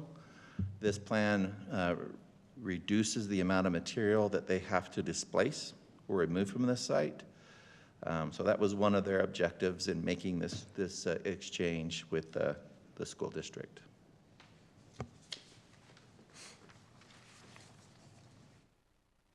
Okay. Chase, do you want to? Thank you, Michael. Yeah, I think we're. Good evening, Council. Chase Andreezy here for the applicant. Appreciate Michael walking through that. Really, the impetus for this amendment was a change in the boundary with Jordan School District. As you can see, this was the original plan. Sorry, Michael, I'm going to go through your slides again and figure out which one. Okay, this is a better way to kind of switch back and forth for the comparison. That Jordan School District site, as you can see here in the original, in working with them and the adjacent property owner, they were able to realign that. So Jordan School District has 12 or 12 and a half acres right here, and they were able to keep the same acreage and just move it all onto that backbone road and have their access off of there rather than through the neighborhood, which was preferred for Jordan School District. And with that, we were also able to acquire some additional property in there, and through that, realign much of that Village 4 neighborhood from kind of the straight north-south, east-west road alignment that you've got there to something that actually jives a little bit more with the natural topography.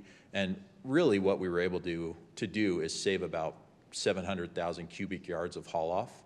And for context, I mean, I don't have any idea what that means. I'm sure Blake and Bryce understand how much that is.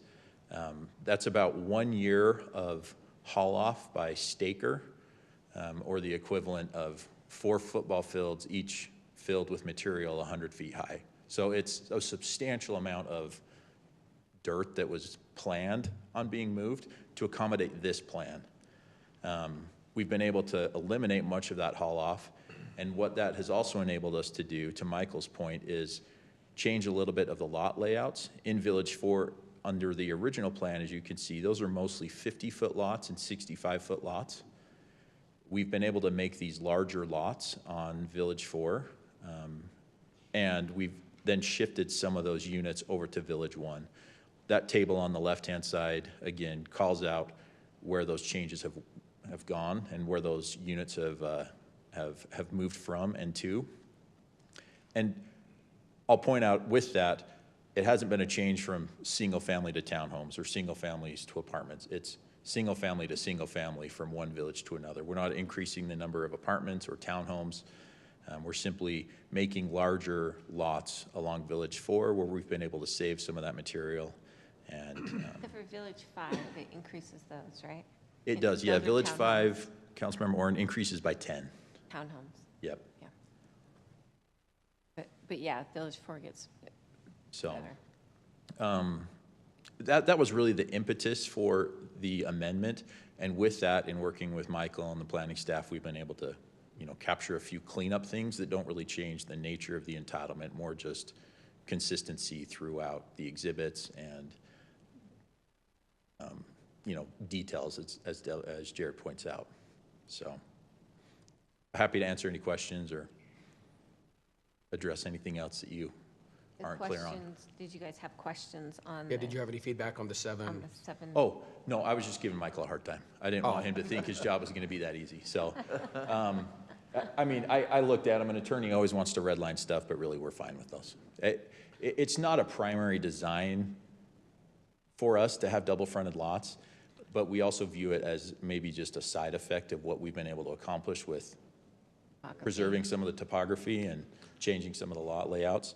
But I think what Michael has proposed here is reasonable and doesn't really affect what we do in terms of developing those lots and having a builder come in and build those. My only hesitation on the double frontage, I know we're going to put in there that the homeowner is responsible for the backyard, if you will. I just don't know if that's going to happen. Sure. Because I think that's already the case in some areas in the city, and it doesn't happen. Like, I get calls constantly from shouldn't the city be plowing that? No, that's the resident, but then they're like, no, that's not my. Yeah. So there's that's my concern. It's a concern, and I don't know how to. And we have an interest in, overseeing the whole community, making sure that those are also maintained. I think that adds to the value of the community. And so to that end, we're happy to support whatever means we think we can come up with to do that. Is this an HOA development? It is, but that's within the public right-of-way. That's a public right-of-way through all of those. Let me go to that map. So that Village 4, where you see the majority of those lots, all of those are public right-of-ways within there, and the sidewalk. And again, we talked about this in the Planning Commission, and I forgot to add it or bring it up. The road cross-section, right, to show what that looks like there. There will be a park strip on one side. Ryan, do you recall off the top of your head? I think you're concerned about them cleaning. What are you concerned about? Yeah, like shoveling the sidewalks in the backyard. They're not going to go walk around all the way around. Especially if it's fenced and not gated. If that guy did at the end, he's not going to walk all the way around to shovel the sidewalk. It's the same issue. I'll narrate as he points about what would need to be maintained, right, if anything.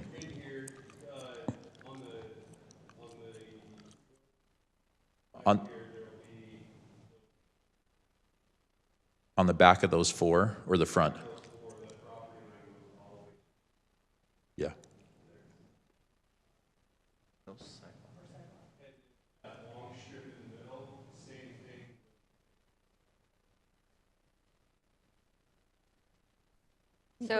So we'll have a buffer there So it's per not an the issue. There won't be recommendations. sidewalks there. So there won't be sidewalks on both sides of the road there? No.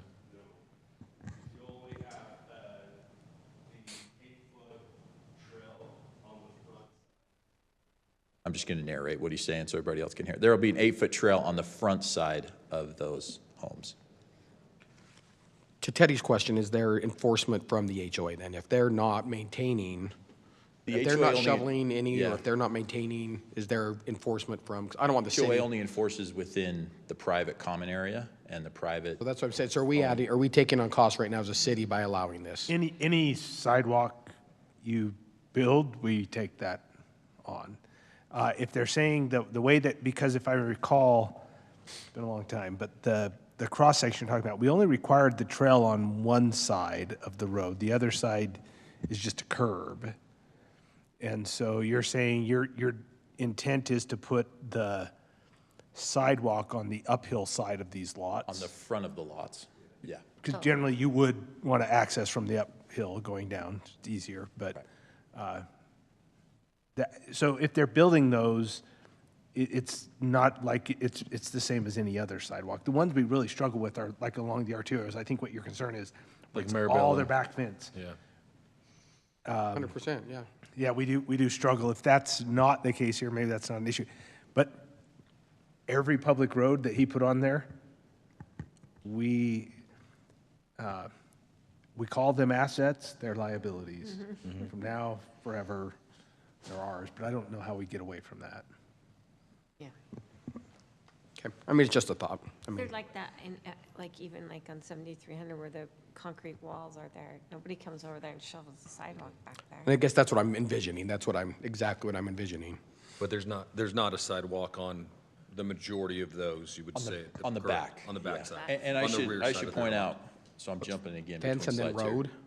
All of these lots in Village 4, where that denser cluster is, they all front kind of to the southwest. The interior roads. So the back looks out over the valley, the front looks into the mountain, if that makes sense. So you'll have your sidewalk along the front of those, and the backyard will be up against the road, as Ryan pointed out. But again, the condition or the recommendation from the planning staff was that number 7, within a rear yard of a double-fronted lot, there shall be a 5-foot minimum setback from the sidewalk. That doesn't fix your problem, but what it does is it also doesn't put a fence right on Sidewalk. right up against the curb, right? There's a buffer there, but that leaves that buffer to be maintained. Yeah. Right, which was what Mayor brought up of that concern. And that's where the HOA can step in, because that's private property, right? We can come in and say. Because you go to lot line. Right. Okay. You can have a master or a neighborhood HOA come in and say, hey, you're not in And this is also compliance. PID. Yes. Okay. So besides snow removal, like, would there be grass there then? Like this one would have to. Water-wise, it'd have to water-wise? In the backyard? Yeah, well, no, in that buffer between the fence and the road. Would someone need to go back there and weed then? So that would be per city code, and I can't recall what the backyard landscaping requirements are off the top of my head. Or what that buffer requirement. no, I don't from think the there is back. backyard landscaping Okay, requirements. yeah. But so- from the back of the fence to the property line. Yeah. So if we have a 5-foot setback, we've got 5 foot to the back of that trail, or the curb, I guess. Right. Mayor, may I ask a question? Yes, of the please. developer? I don't know if it's Chase or Ryan. If you go back to the layout, what if you're saying on some of these, there's no park strip or sidewalk on one side of the street? What if they're front-facing homes next door to those lots? They're facing front and their neighbor's the back. Then what? Is there a sidewalk and park strip on those or no? No, they go right, that property line goes right to the curb. To the curb? Yeah. Okay. And on the adjacent side would be the sidewalk for that right of way. Requirements, the 7 requirements, the last one. There might be a little concern where we're requiring a 5-foot space between the right-of-way and the fence. If that's the case, if there's no sidewalk, that will create a park strip that wasn't going to be there before. Correct. It's private though, in that case, right? Yeah. It's private, But it's not going to get maintained. You're right. But it could end up being a Exactly. maintained piece. And again, we're not saying, that's exactly how we want it. We're saying, let's figure out a solution to that. We're on board to try to say, okay, we recognize that that's going to be an issue. If we need to put a plat note or have some additional CC&Rs to address that. I mean, that's all we can do, So, right? 'Cause but, that's- so then why do we have the 5 feet? I think because if you have a front yard and a backyard right next to each other, you kind of want to keep that open feeling, so you're not having cars back out with a fence right up to the Like a barn. corner lot. If my home's facing this way and my neighbor's backyard runs right up along my Can you side go to yard, that map I'll again? even acknowledge, right, that you've got a 6-foot privacy fence that runs all the way through my front yard, right? At least there's a 5-foot buffer to give me some I'm not sight. buying that lot. But your neighbor has to maintain it on your side of the fence. Well, the HOA or the Right. whatever. Or your double-fronted lot neighbor might not maintain that 5-foot buffer, and Yeah. you've got that unsightly, Yeah. buffer But strip. again, it's a private property HOA issue that can be resolved through that. It's going to end up being a code enforcement Yeah. issue. I think Yeah. which is. I don't know how, it sounds like you're trying to angle all the lots the same direction. I don't know how often the one lot facing this way and the other facing the other direction is going to happen. Well, on this map, it's that bottom 4 on that same street. Yeah, to your point, Nathan, that, the situation where that would occur would happen on that one individual double-fronted lot. It's adjacent neighbor that faces kind of northeast. Yeah. That will be one. Yeah. And that's really it. The other 1, 2, 3, 4, 5, 6, 7. You got one more on the 4. Yeah, it's touching a corner. It is, yeah, it kind of comes in at a steeper angle, but yeah, you're right, Teddy, there is one there too. Yeah. So, we've tried to minimize that as much as possible. The kind of 5 that are up higher on the mountain, those do front a neighborhood road, but there's gonna be a buffer there behind a walkway, and you don't really have any other homes that are, the one in the cul-de-sac there, or that half turn, it's not gonna have that scenario, so. I mean, I don't want to belabor it, I want to make sure there's something from the HOA or somebody that's gonna, because again, I don't know if we can avoid it, it's all over the city right now, but I'm just trying not to add additional cost right now to us, because that's my biggest frustration. There's so much of this go on that nobody takes care of, nobody. If I can make a recommendation, obviously this is your guys' item to vote on, but, you know, we're comfortable, I know this doesn't solve all the problems, but it's another layer maybe to add to it, is just including a plat note on final plats for any neighborhood and containing those, that, you know, those neighbors are responsible for any buffer on That's what we double-fronted got. lots, right? I mean, we have people not plowing their front driveway too, so I mean, it's not. Right. So, There's no perfect solution, but There hasn't open to been any snow to plow. that's true, there probably won't ever be snow again in Harriman, so the way it's going. If we No, don't I get think snow, there's- there won't be any weeds, so let's. Right, yeah. I think there'll be I think there's some easy things you can do there to mitigate a lot of the ongoing maintenance. I would just say, let's put that in the motion then, that there's just being noted with the plat, if we could, and I'm okay with that, so. Let's do a motion on this. I'll make a motion to approve resolution number R60-2025, approving the Panorama Master Development Agreement, First Amendment, with respect to the approximately 319.7 acres of real property located on approximately 15202 South Mountain View Corridor, with the exception to the double-facing lots that they'll have some sort of plat amendment when they are platted. That works. A plat note. A plat note when they are platted. Okay, I'll take that motion by Teddy, Second. second by Sherry. Teddy? Yes. Sherry? Yes. Tara? Yes. And I'll vote yes. We will note that Jared has stepped out, so he's not here to take that vote. Okay, we'll go to 11.3, remove city code 1-6-8. Todd. Fun video tonight? I don't. This is a rather simple amendment. We're just updating the code to match what we are currently doing. There's an organizational chart that's listed in city code, which means that anytime that there's a change in the organization, it would need to be approved by the council. We have gone away from that.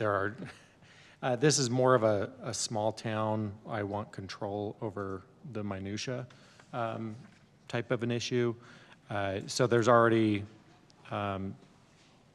security in place as far as the job classifications that the council has discretion over, budgets, that sort of thing, where taking this out allows the city manager to make some changes within the organization that doesn't need to come back to council. Okay. I'll look for a motion.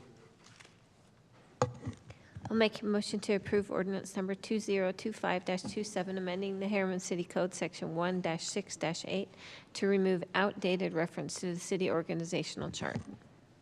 I'll second. And that will be Sherry's final motion. Wow. Oh, we'll have you do the motion to adjourn. Okay, motion by Sherry, second by Tara. Jared? Sure. Teddy? Yes. Sherry? Yes. Tara? Yes. And I'll vote yes. No, it's not that one yet. Okay. Future meetings, Planning Commission meeting, the 17th of December. Next city council meeting, I like this, the 14th of But there's January. also the swearing in. Swearing in. I know, I was gonna get to that. Oh. Events coming up, Harriman Choral? That already happened. Chorale? Skip that one. Oh, that is. I heard it was great. Paint night coming up on Friday night. That's a sign up, so make sure you look for sign-ups if you're interested. Wreaths Across America, please come out. Best. Amazing ceremony. Teddy's featured this week. Santa Teddy is. 9 o'clock at the cemetery. It's going to be warm. It's going to be nice and warm, actually. So I've been out there bundled up. And this is going to be a lot. Not that I love that it's going to be 50 degrees Saturday. Oh, I do. Practice it. Great. Question. Some of our calendars say 10 on that. Is it 9 or 10? Oh, yeah, what time is Wreaths Across? Mine says 10. Because 10's on the, I think you're it's right. at 10. We have staff walk through at 9. Hold, please. I believe Yeah, it's my 10. calendar shows 10, My so I calendar think says the 10, staff showing up at 9. It is 10. Oh, no. Yeah. It's at- 10 o'clock. 10 It's o'clock. at 9 on my calendar. Well, the walkthrough is at 9. I have walk through at 8. Oh, were you not in the right time zone when it set? I don't know. We will find out, and we will get back to you tomorrow for sure. We'll double check I feel like that. it's always at 10, though. Oh, Okay. I lied. 8 o'clock is set up. 9 o'clock is walk through. 10 o'clock Okay, is there. there we go. Okay, 10 o'clock is Wreaths Across America. Orchestra concert, by the way, great orchestra, that's the 14th, 7 o'clock at night. This is a pretty cool new event. Winter Solstice Light Festival and Hike, December 20th at the Black Ridge Reservoir Trailhead. The City Hall will be closed 24th and 25th. And it's not on here, swearing in ceremony for the new council. Oh, there is another page. Oh, there it is. I just didn't get to it. Is Monday, January 5th at 5 p.m. Everybody is invited to that. I think we're going to do a little bit fancier this year with maybe some quick speeches and cake. Ball. So we'd encourage everybody to be here. Inauguration ball. Even Jared, even though you're not getting sworn in again, it'd be nice to have all the council here. So, okay. We do have a close, so I'll look forward to anybody bring their little thing out. I did. Oh, Sherry's going to do there's her last. Closed. I make a motion to temporarily recess the city council meeting to go into closed meeting for the following purposes provided in Utah State Code annotated 52-4-205. Strategy session to discuss pending or reasonable imminent litigation. Okay, motion by Sherry, Second? second by Teddy. Tara? Sherry? Yes. Teddy? Yes. Jared? Sure. Sure, I knew that. And I'll vote yes. So we'll move back into the council chambers or into the workroom, Fort Harriman. We need Todd, council, Nathan, Wendy, Blake. Anybody else? Okay, thank you, everybody. Merry Christmas.